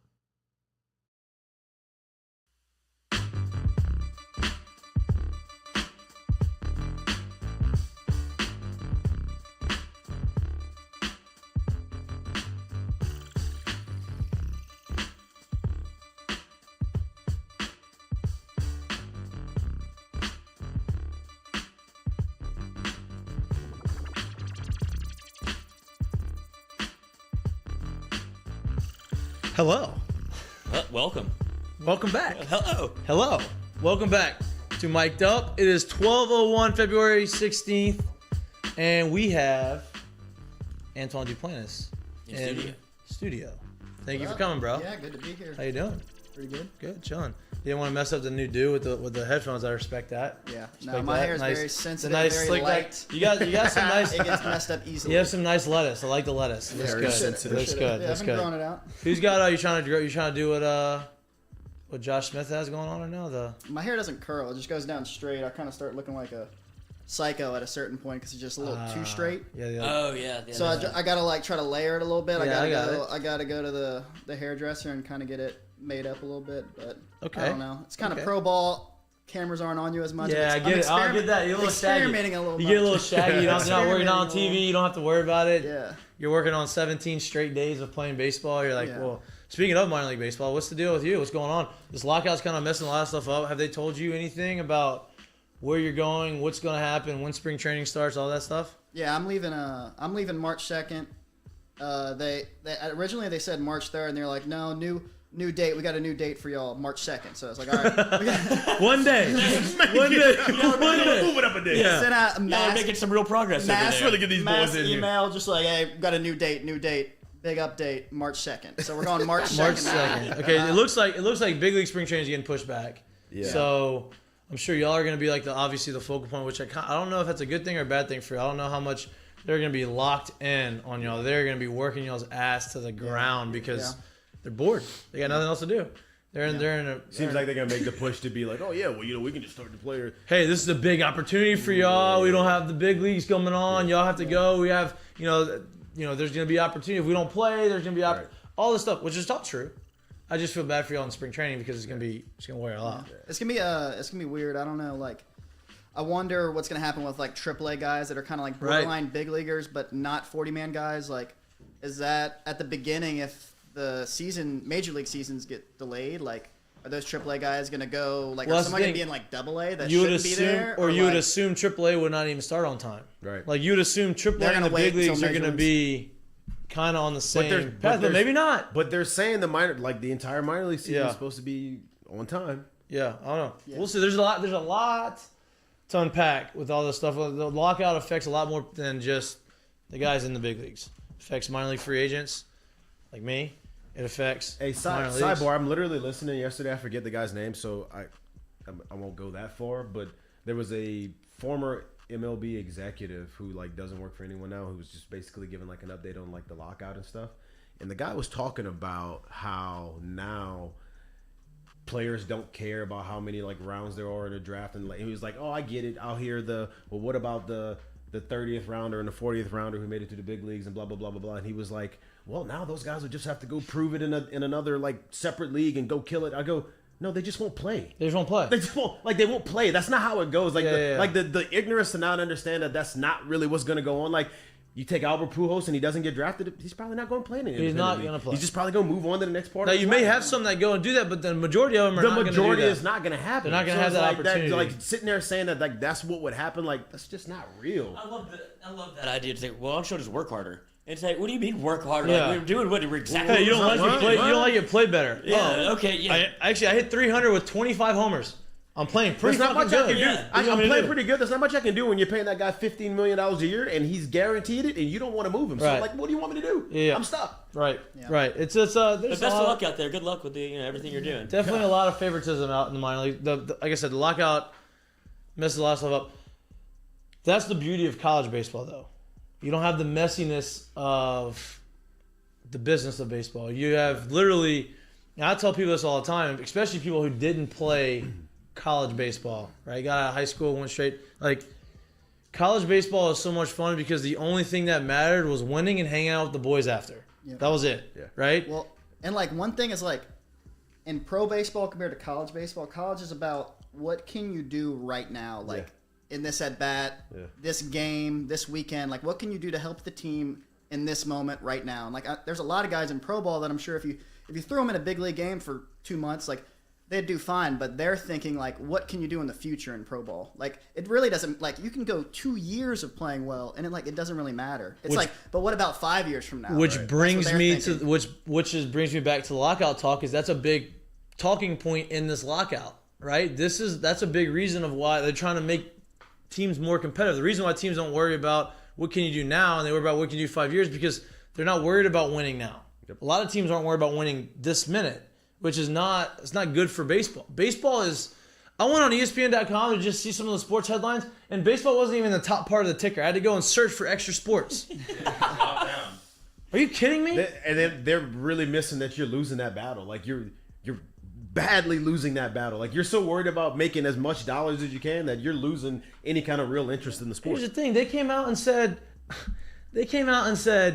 "Oh yeah, we're gonna give this offer, this proposal to the baseball team to the players union, and we think it's gonna be good. I think they're gonna be happy with it." They gave it back and it was nothing. They're like, "This is bullshit. Like, what do you mean happy with it? Like, you went up by a smidgen. Like, you didn't do anything that we talked about. So of course they're not going to agree to it. And of course spring training's not going to start on time because you literally have shown no good faith in trying to make any type of progress forward, right? So I don't know what's going to happen. I mean, they're going to play. They have to play. Yeah, they can't miss out. But I don't know what's going to look like, when it's going to start. But college baseball is what we want to talk about because college baseball is way more fun. College baseball has more energy. College baseball is actually going to start on time, and it's happening this weekend. What is your favorite memory of like the first opening weekend of college baseball? For me, I talked about it a little bit earlier. Is like I would leave class early or I would just skip class altogether on Friday. And I would drive down Burbank right before you got to Nicholson, and people would be tailgating, especially when SEC play started, right? People would be out there tailgating. There's a buzz. You can just kind of feel it and have the windows down. And I just wanted to go and I just wanted to like take in the sights and smells of like what's happening, what's about to happen. So what are your memories? Like that's like the memory that sticks out for me. What's your memory? I had a funny story for that. My first game, freshman year, opening night, me and O'Neal Lockridge were roommates. You know, O'Neal Lockridge went to St. Thomas More. And we were roommates. We were living at WCA. What room? What room in WCA? I don't remember. 208 was the room. There was like a 3-year stretch where we had like some boys that came through 208. That was Renato and DJ in the room before me. It was great. Sorry, go ahead. Oh, so it just got like happenstance? It's just like, it was just like, okay, this got was a good run of guys. Nice. If those walls could talk. Yeah, if they could talk. So me and O'Neal had the exact same class schedule. We had so we lived together, went to class together, and like once the season started, like it was hot that weekend for whatever reason, and we started trying to take the Tiger Tracks bus from like Cox all the way to the business buildings. Y'all rode the bus? Because Boys was living. Wow. It's like a 20-minute walk, dude. Yeah, like from like WCA from your place in WCA all the way to the other side of campus. No doubt. That's like a 20-minute walk. You know how many times? It's a hike. You know how many times taking the bus crossed my mind in college? Zero. Negative times, actually. What? Taking the bus. O'Neal was a big sweater, though, so he was just like, dude, we got some girls. Big sweater. We got some girls in the class. Like, I can't be showing up sweating, with smelling backpack like sweat on your It's a back. morning class. But anyway, we take the bus, and like usually, I guess people were on the bus, and we didn't realize you gotta pull the wire when you want to stop. Rookies. See, I just rode there. Absolute rookies. So we just rode it, and like so they pass up the business buildings, and me and O'Neal were like, whatever. I guess we're just not going to along for the ride. Then they go down the like that whatever street, Ben Hur Extension or whatever it is, going towards like football ops, and we're just like, all right, I guess we're along for the ride. Then we go drive by Alex Box Stadium, and it's like opening day, and like we see like the bunting on the facade, Coach Maneri reference, and we see all this shit. We see all like the stadium. It's all dressed up. It's all nice for opening weekend. And then like we pull back around Izzo's, and it's like a 40-minute ride. Like we're picking up. We're picking up people. We're picking up people at Southgate. We're picking up people by like. This is your first opening day. Yeah, by Lee and Nicholson. We go This man took the all the whole way tour back around campus. It took an hour. Wait, time out. Now I just got this question. I'm trying to understand this. This is the spring semester. Was this y'all? What made y'all finally say after a whole semester, hey, let's take the bus today? Sweating our ass off. We're like, bro, we're just taking the bus now. But apparently we didn't learn anything because we didn't know how to stop the bus. So then we just took it all the way around. Took an hour. We get off the bus exactly where we got on it and just walked home. We were just like, all right. What a great little like tour of like, hey, this is opening day. Let me just take a tour of this campus and see what's going on. And We got then to P Money see the was like, "Well, stadium. Antoine, I heard you missed class today." Yeah, coach. See what had happened? Hey, let me tell you. This is a funny story. This is what happened. It was actually on time. You know how much coach would not believe that? Actually, he probably would. You would Actually, believe him, he for probably, sure. Well, no, this is fresh. This is before Antoine was Antoine. Yeah, I had Yeah, okay. zero hits. He had 0 hits at the time. Gotta start somewhere. Which 0 hits, and from 0 hits to all-time hits leader. That's great. Yeah. What was your walkout song? My Type by Saint Motel. Did you see the stuff that was going on Twitter? Oh, Well, was it Tweeter beef?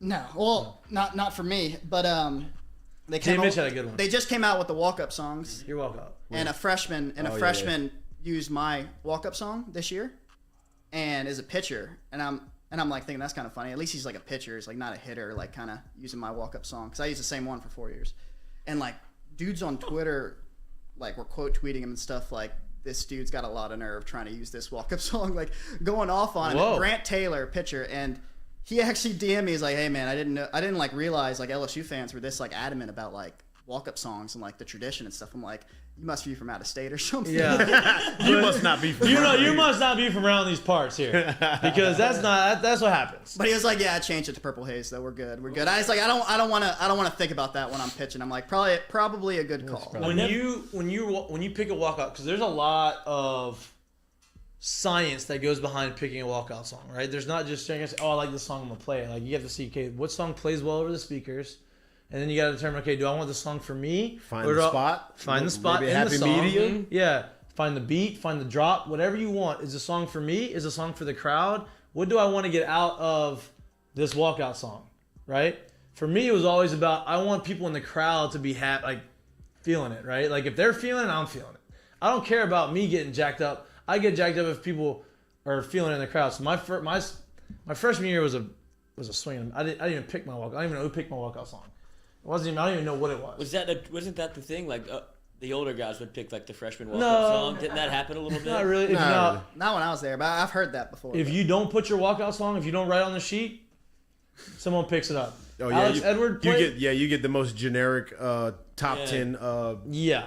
Shakira. hot now song. Alex Yeah. Edward as a freshman didn't put a walkout song, didn't write a walkout song. We put No Scrubs. That's his walkout song. That's like he had to walk out to his first day ever at Alex Black Stadium was Scrubs by TLC. Yep. Not good. But so my sophomore year walkout song was Tricky by Run DMC. And then my junior year was Jump Around by House of Pain. So like I wanted like A little got that energy in this the year. building. Yeah. yeah, somebody yeah. did. So that was mine. I really liked Let Me Clear My Throat by DJ Cool, but that was Wally Pana's song. And like I don't think anybody's ever walked out to that since Wally Pana. I was like, I'm not obviously. Imagine if that guy would have done that.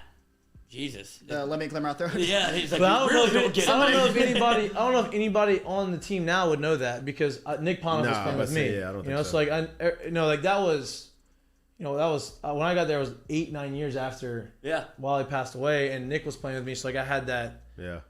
whatever. Was your mindset the same thing? Did you have Dude, so I was actually, at first I was super into Future, the rapper, and but that's so not my style at all. right? Like, Can you imagine? I love listening to like Young Thug and like Future my freshman year. Like they were just hot at that point. Like so I was like Purple Rain and all that stuff, and I was like I almost did Peacoat by Future, but like the first line he says after that was just like not a line I'd want any like parent or kid to hear. Right.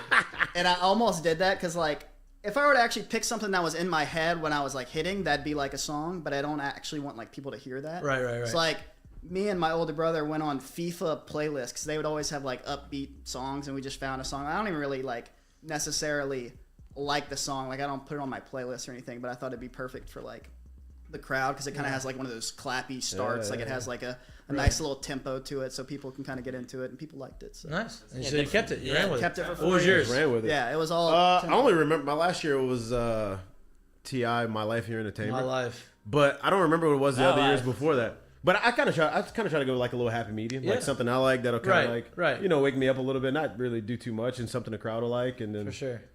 kind of find a spot in the song that some might mean something to me. Would they let you do that? Like, would they I want it from minute 15? Yeah. Oh yeah. It ain't just it's not just a play from the start. It's give me this 15-second window. Give me this for pictures. Like give me this 2-minute window. Because how long? Like, didn't you know? Like, there's a certain amount of time it was going to play. It's about right? 7-10 seconds. Really, sometimes it depends on. Honestly, it depends on the stadium, man. Like I've seen some stadium operations that are like unbelievable with it, like really good. Like I'm talking like out.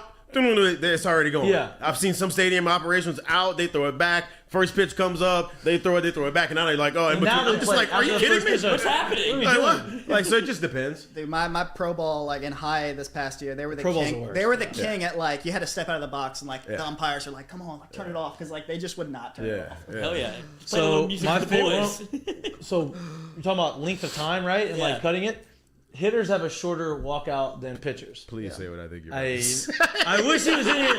If he would. Please say what I think Chad you're Jones about would to say. stop. I'm texting right now. If Chad Jones would stop standing us up, he's coming. Say he's coming next Wednesday. Tell the story, dude. Just tell the story. This is the So funniest Chad thing did not come to LSU as a pitcher. As a reliever, you get 2 minutes of your walkout. Chad had He put down his walkout song as a hitter. as a hitter, Right? right? So they only had the 15 seconds of it was money on my mind. And now, mind you, this was at a time where you could find there was Apple Music and all this stuff, but it wasn't that easy to be able to curate it all and put it together, and then maybe find the good part. Right. Well, no, find literally the edited version of the song or the other version. Yeah, so you had to go on LimeWire this time. The part that he put up there was a 15-second cut of a clean part of the song. Money on my mind, right? So he used it. Well, nobody thought Chad could pitch. The story is told, Chad becomes the reliever, shoves in his bullpens, does all that stuff.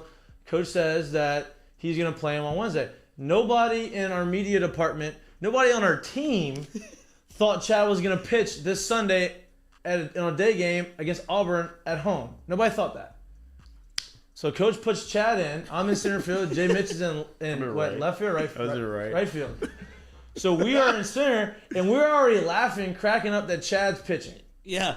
Damn, can you believe this motherfucker's pitching? Literally looking back and forth as he's warming up, what the fuck? You're looking at him in the bullpen they're gonna put Chad. No, what time out? I'm gonna just interject. Y'all don't know. The story was Chad was on the team that year, start the year. He's an outfielder. He's hitting, and then at one point they basically just said, "Hey, Chad, you have to do straight up do spring football, and you can't come back until spring football's done." So Chad's not on the team for a good month and a half. Yeah. When he came back, we were dying out of the pen for arms, reliever arms. And we somehow was oh, Chad was oh, yeah, I could pitch a little bit after in high school. There was one bullpen. The next weekend, that same weekend, we're playing Auburn. And he comes in on a Sunday game, and it's a tight situation. The biggest middle of the lineup. All their best hitters. So he's coming out of the pen. Me and him are looking back and forth at each other what the fuck is going on? What is going on? I've been never thinking. Meanwhile, he's coming out the pen. He's starting to warm up. His music starts playing. Money on my mind. So he goes through. I'm okay, what? It gets past the 15 seconds. I know every word to the song. And so me 15 and seconds, I'm oh shit. we're oh, it is dropping. Fuck. All this shit. I'm sitting in the outfield. I'm oh my God. And people are going nuts. They're Loving excited. They can't wait for Chad to get on there. They don't care. They don't even know. I don't even know if they're listening to the song. They just hear the beat. They see Chad Jones. And it is the most derogatory. Bro, I'm in the outfield with my glove over my face just dying laughing. We could not stop laughing. I couldn't stop laughing. And then Chad shoves, gets out the inning, and that's it. And then he starts banging his chest, and then they obviously say, "Hey, Chad, we gotta fix this walkout a little bit." But keep it. It was the best. It was my first time ever seeing that happen because usually you never see. It never gets to that point. Great. Yeah, it was great. It was awesome, but. Oh, man, I can just see Chad. When you left-handed pitchers, him with his hat backwards, I'd be "Oh, I pitched." What, Chad? That's basically. That's how it was. Yeah. No, he would come off and take his hat off, and then chest bump because his hat would fall off his head because of his dreads. Yeah, dude. Kudos to Buzzy for taking those. Oh yeah, Buzzy got hammered. He almost got dominated. Hey, Nolan used to tell a story about Chad. This is a very true story. Chad was standing next to Nolan during a game later that year in the dugout, and somebody was on the mound struggling to throw strikes or whatever. And they're standing there looking back and forth, and Nolan was he could see Chad thinking, just puzzled about something. And then Chad finally looked at him and was just "Man, I just don't get it, man. You pitch all your life, how you just can't throw strikes?" It's unbelievable. He was dead serious. Shit ain't that hard. Did you play with anybody like that was so like Talented. talented that like shit that was hard to most Kind people of just Watson. Zach yeah, Watson. he's balling out right now in He's minor a league little ball. bit that like that. We exaggerate a story about him, but it's like it's partially true, partially not. I don't know if you remember his freshman year in that regional where he hit 2 homers. The first game, second game, hit 2 homers. Like back-to-back days with 2 homers. And we make fun of him. This isn't completely true, but we make fun of him. Then BP Micah Gibbs started telling me, he's like, why don't you just start finishing with 2 hands? Because it just seems like your bottom hand just like falls off, or your top hand falls off, and you're swinging with 1 hand. He goes, all right, I'll try to swing with 2 hands. He hit 2 homers that night. Next night he hits 2 homers. And like the reporters are asking him like, what'd you change? He was like, well, you know, Micah Gibbs told me to start finishing with 2 hands. I said, hell, might as well try it in the game. It was just like Those guys are the best hitters. Such a Watson, like just Those guys are the best hitters. This guy hunts, fishes, doesn't even probably work out in the offseason and goes out and hits 20 homers. Like it's just those guys are the best. Those guys are the best hitters that you can come through. Not gonna overthink it. They don't think anything. They don't think at all. They just They're go. just up They there. just think just they're the go. best. They just think they're gonna hit That's a what I mean. homer every time. That's what they just go. They just see it and hit it, and that's what they tell you. Like, I'll see the ball, hit ball. Yeah, it's not that easy. It's hard. I'm seeing it. I'm just not hitting it. I promise you, I'm seeing it. And sometimes I don't even think I'm seeing it. I'm just swinging at it where I think it's gonna be because I don't see anything. I don't know what's going on. I feel like I'm swinging upside down right now. Don't know. Get the other side of the box. Yeah, exactly. Give me a broomstick. I have a better chance of hitting with a broomstick. Those are the guys. Those are the guys when they start struggling, they do even less. So like if they're like a 3-round guy in BP, start struggling, man, game time I only. need to go hunt. I need Yeah, to go game fish. time. Game time only. I'm not going out for BP Yep, today. ain't playing, ain't hitting, ain't doing That's whatever. how they go. It's never rehearsed too. That's just how they work. And then you have the other guys that work real hard, get their hands bloody, and it's And- like they're struggling more now. Yeah. because Oh, yeah, it's true. like, Yep. oh, Oh, God. yeah. You overdo Absolutely, it, no doubt. absolutely. What was your favorite moment here at LSU? Like, what was you? Like, you had a bunch of moments. Obviously, you're here for 4 years. You broke the hitch record. 2017 Super Regional. I'm about to say you went to Omaha. First game.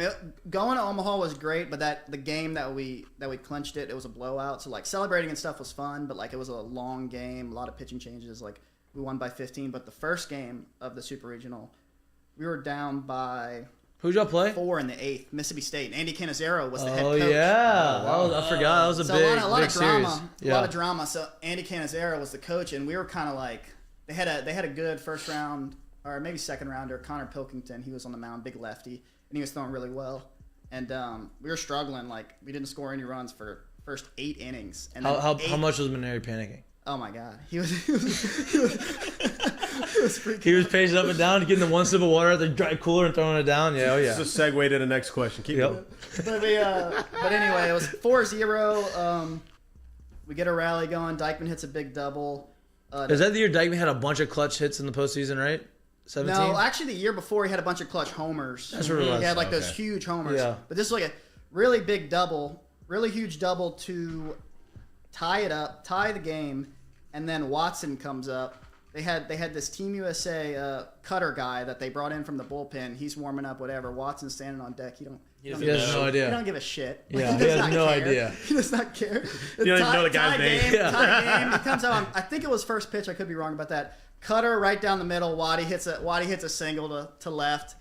We got the go ahead run, and then Hess comes in, and that's when he goes like Nuclear. psycho mode Hess, and he was throwing like 98 mile an hour cutters and like Cutters. 92 mile an hour sliders, and like literally they had no chance. Yeah. Like I think one guy got on, but I other remember than that we're- postseason that Hess had that year was like, we were watching it in the clubhouse, and Ian Kinzer looked at me and goes, "Who the fuck is this guy? We need him right now in our bullpen." I'm He like, played today. well, I don't know, but I mean, he's good. He looks good. He's crazy. Oh, they call him Wild Thing. I don't know. And like he was starting midweeks and like getting shelled every once in a while, but like once he got moved to the bullpen that year, he just found something, and it was like Started shoving. I had never had more confidence in a guy than him at the end of the That's that fun, huh? season.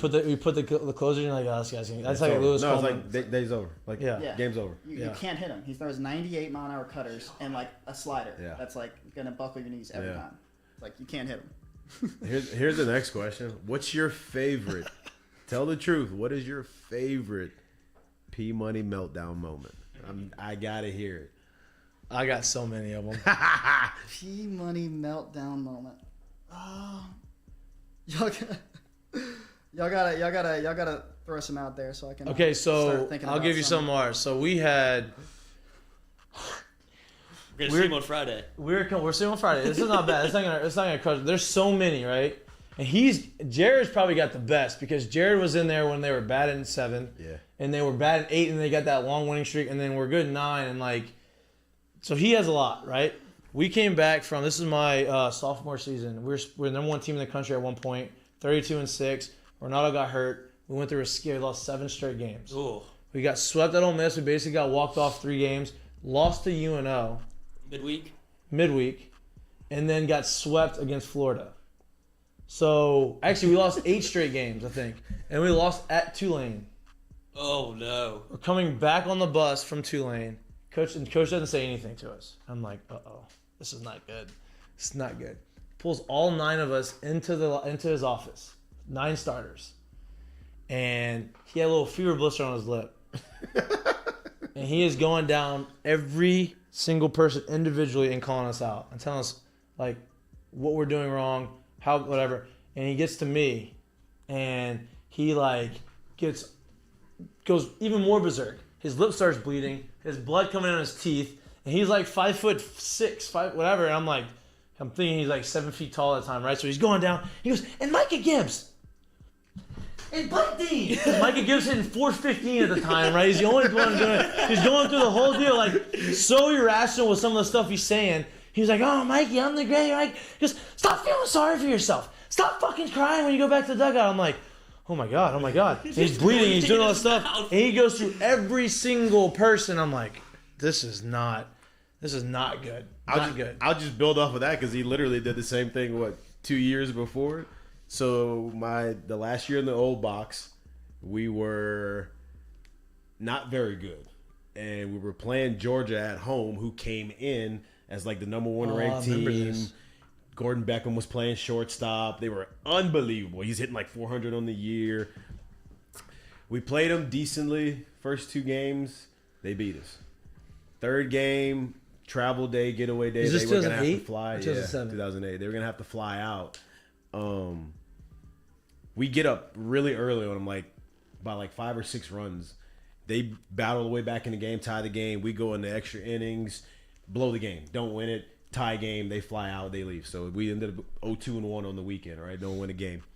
After the game, he came in the old clubhouse and legit went 9 starters for y'all. He went the entire roster. Anybody can face to face as to why we lost. I'm talking like DJ. He got to Ryan Verdugo. He goes, Ryan, we lost today because of you. I didn't even have the fucking balls to start you today. You were supposed to start. He goes, that's why we lost. I'm telling you, we wore everybody out, bro. We're all just like, oh boy, wow, he's nuts. He lost. Oh no, this is not good. This is not good. They don't won 23 straight games. Yeah, then we just went on it, but it was the funniest thing ever, dude, because he's not afraid to lose, and it was great watching it. He's irrational in his blowups. Like I had a couple. I got a couple good ones that come to mind now. One of them was my freshman year. Should have jogged the memory just. This is like my first one. This is like my first in-season blow-up I got to experience, and those are different than like. Yeah. Oh yeah. Those are different than preseason fall blow-ups because like he doesn't really want to blow up in the fall. Like he just does it. Sometimes he does it to He just does it to get on you, but like in the season, like that's coming straight from the heart sometimes. Even though the things he's saying are crazy. Well, he's emotional. Yeah. But like it's like getting to him, and we go. Our first midweek game of the year, we go to Lamar, which was insane. Will Davis. Yeah, Will Davis. Yeah, Will Davis was there. Yeah, but he wasn't the head coach. He was turning into the head coach. Had to go to Lamar. We went to That's Lamar. That's like when we went to Shreveport, during a midweek. During a midweek. How'd they swing that? And we go up 8 runs in like the second inning, and then just don't score again for the rest of the game. And like pitcher comes in, they start giving up knocks, they start gaining momentum. We can't get any hits. And then, anyway, we get back. We lose 11-8. We get back to the locker room after driving to Beaumont. We get back to the locker room, and, like, Coach wants to have the meeting after driving, like, from Beaumont on a Tuesday. Yep. And, like, he wants to have the meeting, and he just starts calling people out. And, like, he's calling out Cartwright for tweeting too much. Because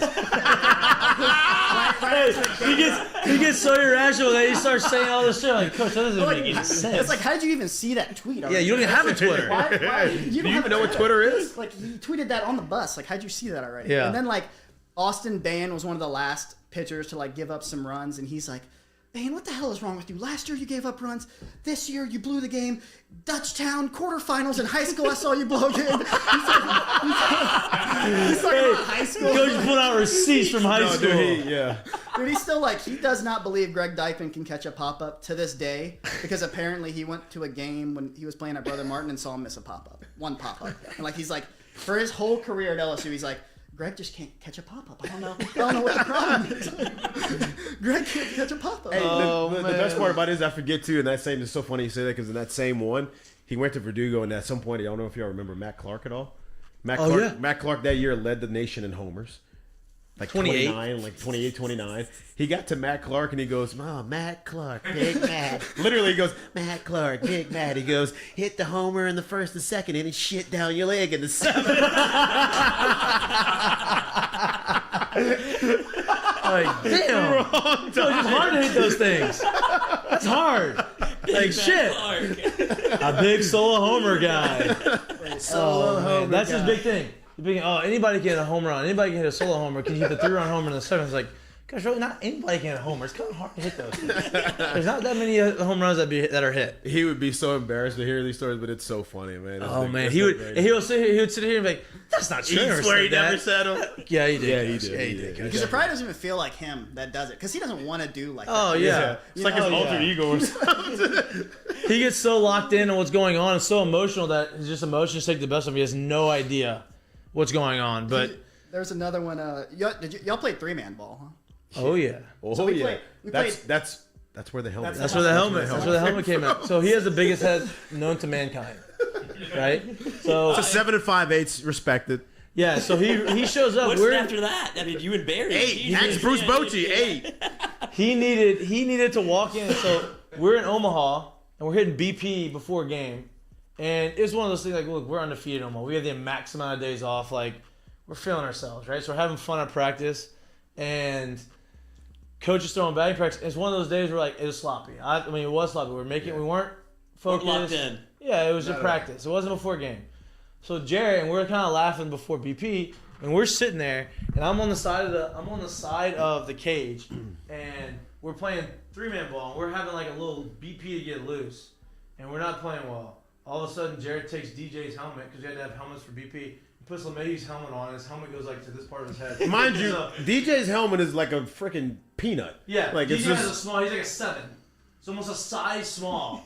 Size too small for Jared. So Jared has it on top of his head, and he just like strips into the cage. And Maneri's like, and the whole team loses it. Like the entire team dies laughing. Dying laughing. And Maneri picks the ball. He doesn't know. He picks the ball up, and he throws the ball up, and he starts yelling at us, "Get the fuck off the field! Get the fuck off the field!" And he goes and he starts wearing us out, and Jared still has the helmet on as he's yelling at us. And I'm like, you've got to take the helmet off. I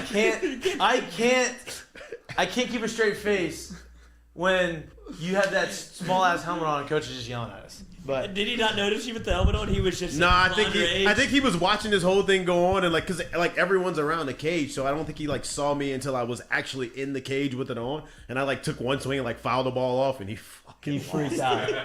So we call it 4-man ball. They turned it to 3-man ball. We did 4-man ball, and then we turned it into 3-man ball. What is this game? It's like you got like 3 or 4 teams depending on how many hitters you have, and you have to pick one side of the field to hit to. So there's fielders on one side of the field. We're all going oppo this round. Okay. And then there's a scoring system of like you catch it, you're out. And the other teams are standing around the cage. Mm-hmm. Yeah. And the other teams are allowed to say whatever they want to you. They can shit talk you. So you can imagine with me, and we called our team the 4 Horsemen. It was me, Chad, Leon, and Chris McGee. All 4 brothers on the squad. On the same squad. We didn't even really, we could care less about if we actually won in the cage. We just wanted to talk about shit. That's all we wanted to do. We wanted to be the biggest clowns like on the field. Then you had those 4, then you had Chris McGee, you had Buzzy Heidel, Nick Pontiff, Grant Dozar, and Bo Didier on one team. The 4 horsemen from the bench, who all they did was talk shit to the opposing coach on the bench. So you had 2 of the big, and you had Sean Cheek. I was like, ours was like, hey, once you got in the cage, you might hear like somebody might get their feelings hurt. And that's all it was about. If you're hitting, you can't respond. You can't respond. You respond, you're out. Yeah. You gotta just smile. The only thing you can do is smile. And like, coach would take that secretly. He would take it. Oh, he loved that part. He would take it very serious. Like, you can make fun of people, and he might jump in there and make fun of some guys, but you can't respond, and you got to take your at bat seriously. Like you were saying, like you're popping up a few, like he's gonna get mad. Yeah. And so we had the same thing as y'all. We kind of had like some goofy names. Like my team name was the Scheming Siemens for whatever. It was stupid. And then we had another team's name that was Your Mother's Box. And so like Michael was doing he had to do the scoring. So like the scoring's a little like difficult, and Of course, Micah does. the rotation of like who's in the lead like depends on who's hitting and who's in the field and whatever. So like the rotation gets confusing sometimes. And this was 2018. We weren't like playing that well, so coach was a little uptight. Even though we're like goofing around, like we kind of have to be serious, and we can't figure out the rotation. And like so there's just like a stall. Like everybody's just chilling. We're like we can't figure it out. And Micah's like confused. He's trying to figure stuff out. And Maneri's like he's starting to get fucking pissed. So he walks up, he grabs the thing. He's like, Mike, it's like, how are you gonna figure this out? He's like, Your Mother's Box should be on defense right now. And everybody was just like, oh, like we had to start laughing. Even Maneri. He realized like, yo, this is this is just too funny. Yeah. Stevens, what are y'all doing out here? So the 4-man ball usually like the first. Like, we get there on Thursday, and you have a batting practice. So the 4-man ball would be the end of batting practice on the Thursday at your practice on the field, and just kind of get used to it. Yeah, on the lights. Yeah. At home, it'd be always an evening practice, kind of get going. On the road, you had pizza, and like if you won it, your team won, you just didn't have to pick up the balls. That was like the. It's a great treat, though. Yeah, it was great. You didn't have to do anything. Cool. Yeah. But he would overreact on it. They don't do that anymore, huh? Yeah. I don't think they play 4-man ball. They didn't play 4-man ball the last couple of years. Well, we didn't my first few years, and then we brought it back. We brought it back middle of the year in 2017 because he felt like we just need to like relax a little bit in 17 because like we were underperforming. Then we ended up going to Omaha, whatever, and ever since then we played. We had spikes up slide and lost the games with Florida. Yeah. We're not getting to that. That was a big blow up too. Yeah. I bet. I bet because I'm sure. And then there's fall Maneri, which is like he has to force it. Season Maneri, which is like that's pretty emotional. Postseason Maneri is like, you know. Hey, so funny story about postseason Maneri. Like if you mess up, there's no like second, like not second. There's no like talking it out. It's whatever. So we're playing I'm a freshman. We're playing the regional at home, and we're playing. Maybe it was Minnesota. Eric Decker was actually playing for Minnesota. He was their center fielder. Yeah. The wider. Yeah, he was good. Yeah. I'm on second base. Well, I mean, she his wife. College. Yeah, that's what I'm saying. He played 2 sports. I'm at second. Well, he went to Minnesota. Yeah, he went to Minnesota. That's gonna be Minnesota. I'm at second. I don't forget who's at third base. There's 1 out. Earlier in the year, I had an issue with but I had a play where I took off.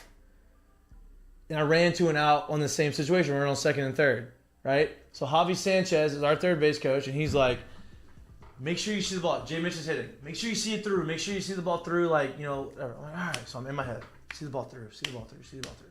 I'm so locked in on this situation, I forget that Jared walked, right? So now the bases are loaded with 1 out, right?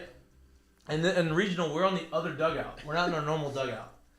And so the next ball is hit, and I'm not joking. It's perfect base running for the second and third. The ball is hit to my right. I take my secondary. I see it. I shuffle back. I go back to second. I see Jared running, and Jared's like, "What the fuck are you doing, bro?" Like, hello. I'm like, "Oh no!" It was such a bad base running mistake. I confused the infield. They didn't even turn double play. Right? So Maneri was mad at me, and the announcers were like, thinking that I did something like smart. And I'm like, it was so bad that nobody had any idea what I was doing. I finished, I'm like, oh no.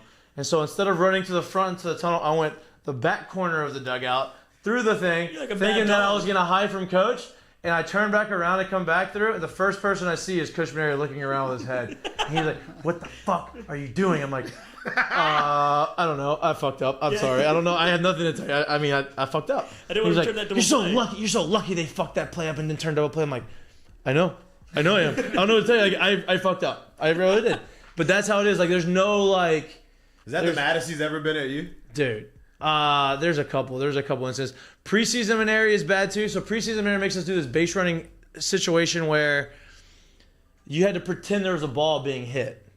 No ball was being hit. And it was like you had to like assumed that the right fielder was fielding the ball and throwing, and you had to read the ball and read the throw running around second, but there's no ball being hit or thrown. And so we're doing this. We're doing this baseball visualization. If you and this is my sophomore year, and coach for some reason decided that he was going to be hard on me this one day. So like I'm doing this stuff and I'm doing the base run, and I had to go from first to third 10 times in a row because I couldn't get it right. There's no ball. There's no ball, but I couldn't get it right. Everybody else was getting it right. I couldn't get it right. He just kept making me do it, and I was furious. And so I finally finished, and so Micah and some of the guys were trying to like clapping, like sarcastically and joking. Like, don't fucking clap for me. It's fucking bullshit. No fucking ball being hit. And then Maneri looked at me and goes, don't let him fucking talk to you like that. Clap for him. So we're arguing about not clapping and clapping. He's like, clap for him. Clap for him. I'm like, no, don't clap for me. And Maneri's saying, clap for me. I'm like, and I'm looking at coach and he's looking at me. I'm getting mad and then just let it go. But that's what he does. He'll test you and he'll do stuff like preseason. Maneri is awful because he just tries to test you and try to get on your skin. But there's been a few times. That was the one. That was when I got to my junior year. I got off the get mad. Yeah, off the shit list. I left him speechless a couple times. It's pretty cool. I enjoyed doing that. My favorite was when you and Sean got in a fight, and Coach said, "Let him go. It's good for the team." Oh yeah, it was pretty much on the base running business. Yep. That used to be good.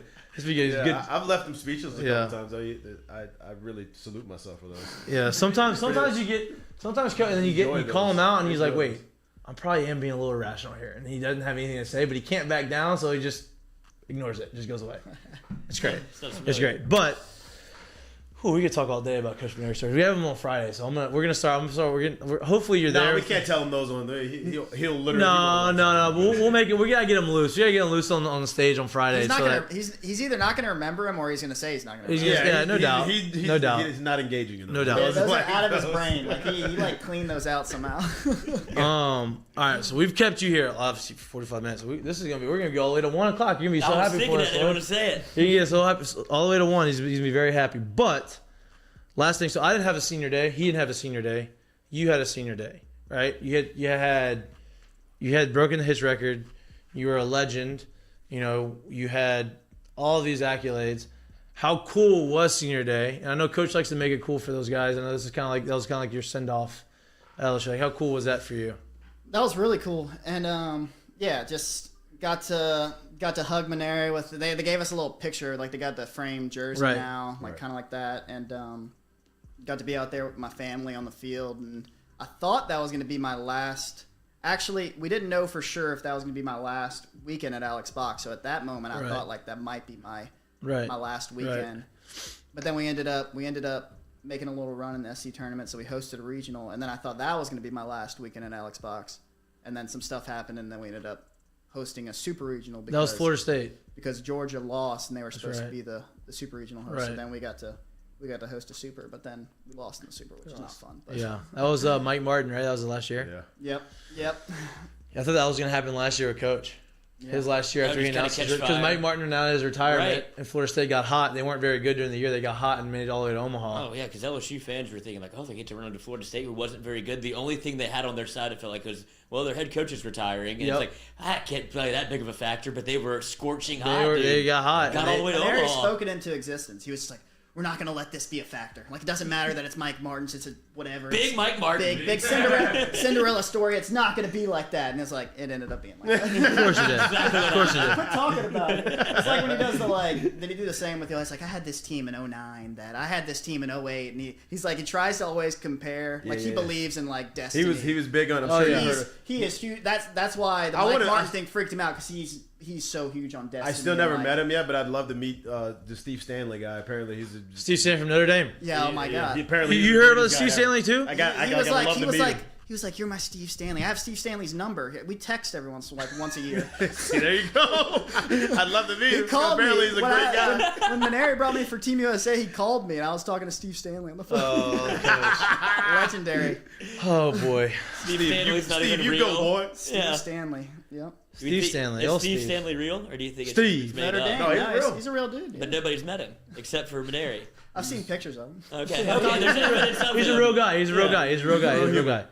All right, so we're gonna end. We're not in now. We're gonna end the show. You can stay, sit down, talk with us. whatever, make fun of our bets that we're about to show out and tell you that we have going on. We did not talk about our bets beginning of the season, maybe beginning of the season, beginning of the show. Look at you. Doing work over there. Got it done. Doing work over there. You didn't add my 16 parlay. That's not my bets. This is the newest one that we had. Hurricanes, huh? That's okay. He's been hopping on a little hockey lately. No, that's our guys. That's our guys' bets. Yeah. That's our guys. So that's fine. I'll read mine out. So the bets under Mikey on the graphic is from our guy. That's his bets for the game for today, right? So he obviously was just talking about how hot he was 2 days ago and how cold he was yesterday. This could make up for it. These are his bets that he has. He got Hurricanes money line, Furman West Carolina over 145.5. Yeah, he did a lot of research on those boys. That's what makes me nervous. Illinois Rutgers over, Trailblazers plus 11.5, and Hawks versus Spurs parlay money line. So he wants both teams to win the money line. Look at that! Look at you moving it right in the middle. Slide it in there. For me, and I'll have them. Well, I'll make Jack post them on Twitter.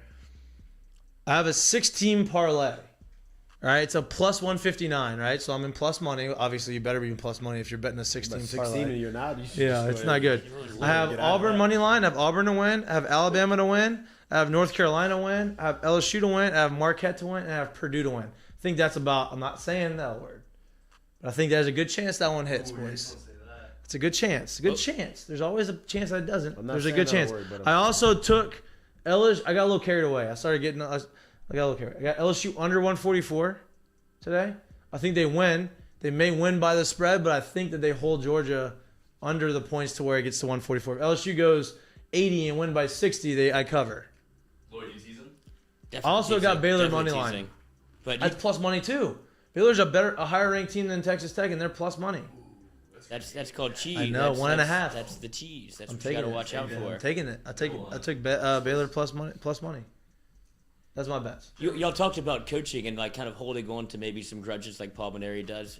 I would imagine Will Wade has got a little bit of Georgia in his craw after giving up 90 points to him last year twice. True. And now they're supposed to be this big defensive team. I'm sure he has been harping on holding Georgia to under if whatever not, my under ain't gonna hit. Is. Yes. I hope That's he does. Saying, but hope he's in precinct defense because if not, my under is fucked. Yeah, but I'm saying I think that'll be like probably a lot of what he's been talking about in practice. Like, oh, I don't think Georgia, because Georgia's not very good. He's like, I thought that last year they put 90 on you.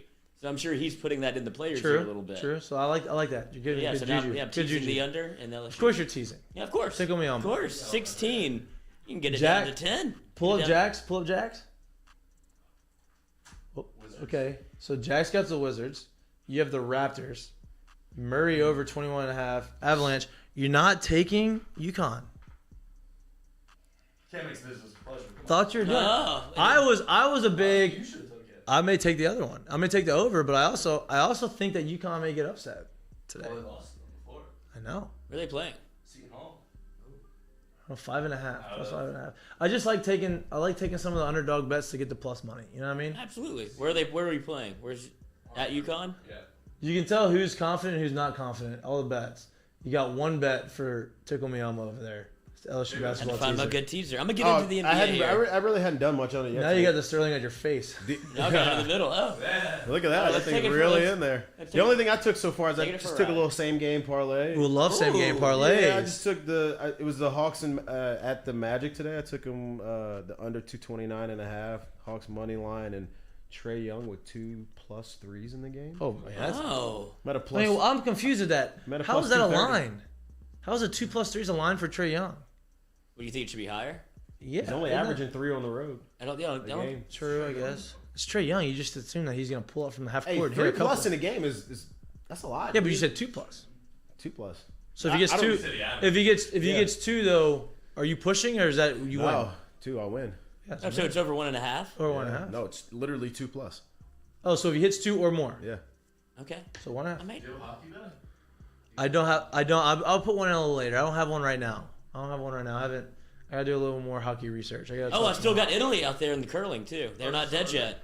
They're what? Italy in the curling team. Are they still alive? They're still alive? They're defying the odds. I think they upset. Ooh, they had an upset. I think they upset Canada or USA. Maybe I don't know. Yeah, but Italy is still out there. Cold. Wow. Plus like 3,000. If you hit that, your futures have been good for you. I know. That's where I thrive. I make my bets before the year starts. I saw Matt Stafford go to the Rams, and I said they're going to win the Super Bowl. So that's when I do it. So I got to figure out what's next for and another future end is LSU Baseball to win the national championship, win the whole thing. But plus 15 hundo. Yeah. Would you do that all the future? If they... They're not going to play baseball this year. Mikey's here for the long haul. Whoa. We're Hey, playing. take it easy. Take it Take easy. it easy. Take it easy. We're playing. I mean, they moved up. We got one day on the books. It sounds like we're moving the Well, day. minor league baseball got Yeah. moved up a day. Uh-huh. That's it. Making a lot of progress. Okay, so I know I didn't tell y'all we didn't y'all didn't prepare for this probably, but for our curtain call, I have a curtain call. That's as long as we get one in there. As long as you got mine. My curtain call is, I think this is a long time coming. Jay Mitch knows him. I know him. We got to work out with him. Unbelievable guy. Curtain call Ryan Zimmerman. He just officially retired from the Nationals. I think last year he announced it, but officially he's retired. First draft pick of the Nationals. Finished his career with the Nationals. Won a World Series with the Nationals. Mr. National. Yeah. Awesome guy. Class act. Like, couldn't have been a better guy. Couldn't have been better to me. When I first got drafted and went and work out with all these big leaguers, like, always there, always offered advice. Just great, all around great guy. And I'm happy that he got a World Series. Happy that he had the career that he had. And hat tip of the cap, curtain call to Ryan Zimmerman. Unbelievable that he got that World Series in Washington because he was washed. Yep. Like, wasn't he? And he had some big moments that year That's too. what I'm saying. He played great. When is he? Yeah. How old is he? 37, 36, 37, yeah. Yeah. So when he came back, he's like, I don't know how much you're going to get out of Virginia, him. University of Virginia. Oh, nice. Yeah. 1-1. Not one. I don't think he went one overall, but he was a first rounder. He was their first pick. Maybe. I would imagine It if might they, have been one. I don't think he got the first. Maybe. I don't know. I mean, he was their first pick ever. He was their first pick ever. When Ever. he moved from Montreal, he was the Yeah. first pick that the Nationals That's took. sweet. And it ended up being a guy who played 16 years. Great pick. Good pick. Great pick. Yeah. Didn't swing and miss on that one. No, great. I mean, he made a bunch of All-Star teams. Like he was a great. Won a couple gold gloves and silver sluggers. Yeah, think. I mean, he was Consummate Mr. And he was professional. like, and he was a great person. Like he was just a great person to have as your first pick of an organization.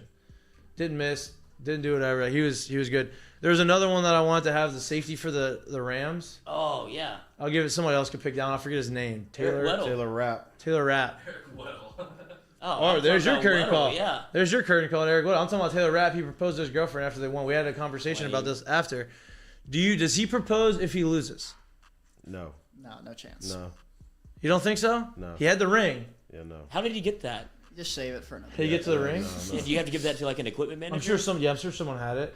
That's risky. That's a lot of. No, you don't. He didn't play play with it in his cleat. He had some scuffs on his elbow, so he actually got in the game. So it wasn't like he was on the bench. He probably dropped a snap for the extra point. Oof. He's like their starter, isn't he? One of them. I mean, he had Weddle. No. He's one of their starters. He's like really Yeah, I good. think so. He's pretty good. Proposed to his girlfriend. Also, Simone Biles got proposed to I from know what's another going on. Love is February, February, Valentine's Day. Valentine's Day. Yeah, heart Would day. you propose on? On the field? Yeah. Hell no. If you, That's taken away from everybody else. that's what I'm too. saying. If Like, you good had, for you, but I don't give a shit. Really. Also, I'll tell you what, I'm not proposing on the field as a college athlete either. All these college guys that go and propose, like the running back was the first one I saw. I remember doing it Ian from Johnson. Boise State. Ian Johnson. Is that his name, Ian Johnson?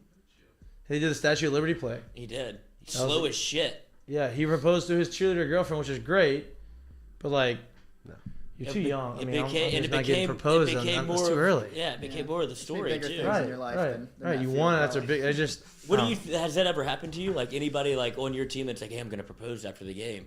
No. I'm also not proposing in a sporting arena mid game, as a fan. Not doing that. There's no way that any girl in the history of girls was like, I'm so happy you did it this way. Especially a minor league baseball game. People do that. I've seen that. Dude, we had a times. wedding 10 at times. ours. We had a wedding on top Yeah, of the press box. I've Mid-game? had that too. Wedding right before. Like we were hitting BP and they were having a wedding. Whoa. Talk about live entertainment though. Whoa. Brooklyn Yeah. Cyclones, yeah. And I'm just like, Man, I'm sitting in the outfield. I'm like, oh my god, what do you like? Savvy sold separately. That's just too much. Savvy sold separately. Javi Sanchez, Javiism. We gotta get that on a shirt. Yes. We need to start using that. I just That's a hobby. That's a hobby. That's a Javiism I like right the there. ricochet. The little Irishman.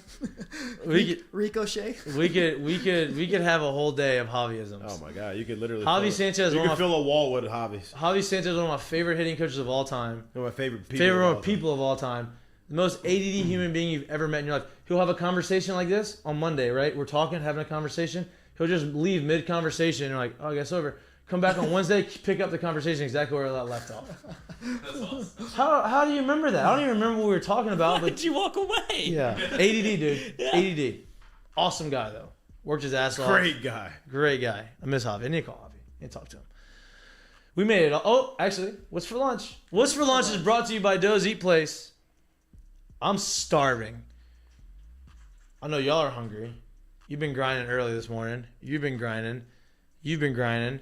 You've been grinding. Y'all been hit. You already went hit. You already ate? No, I have to eat. You have to eat. Yeah. Always What do we want? What do we want? What do we want? That's the guest. What do you think? What do you want? What do you think? Y'all are ordering stuff here? Oh, Maybe. Yeah.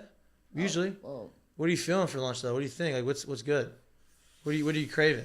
I'm still getting used to this side of town. I'm used to like the near LSU campus side of town. It's okay. but Now I live off Jefferson. I need to kind of get used to.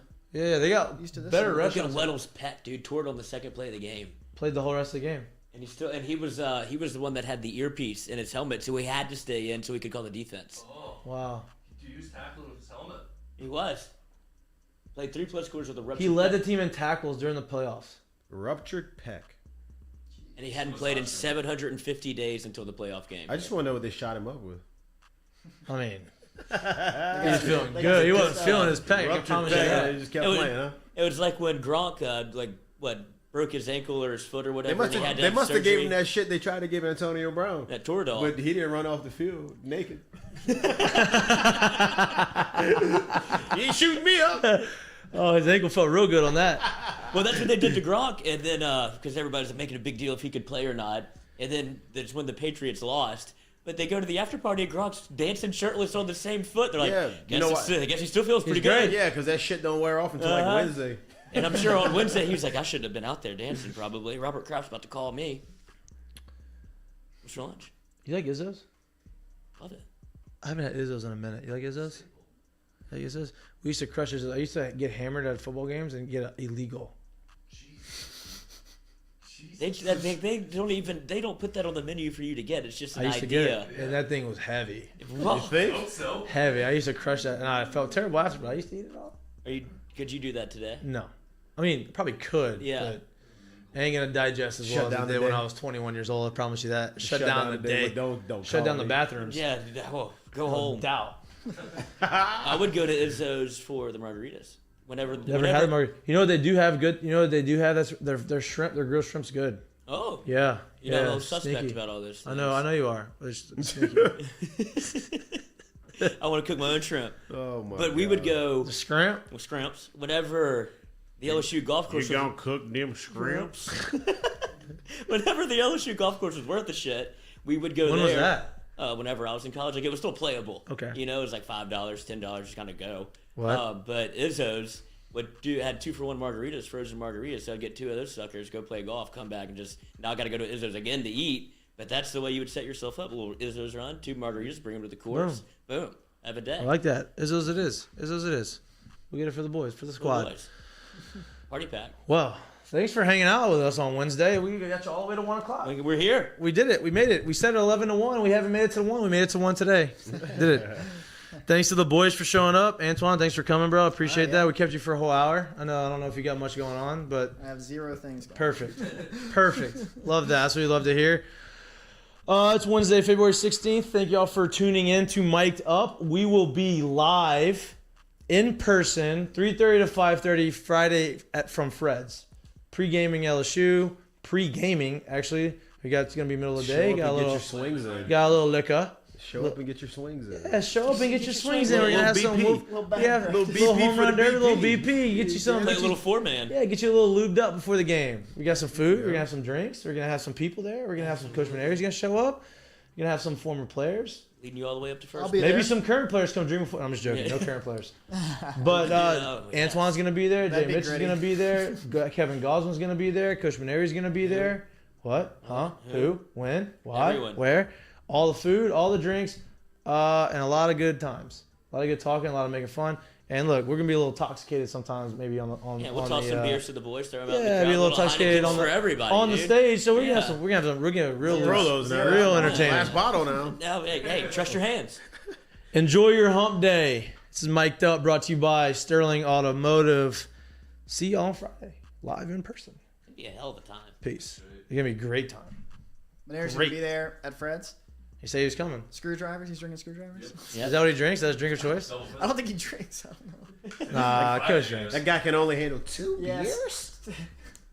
2 beers. We can have time to order the food, get in here before.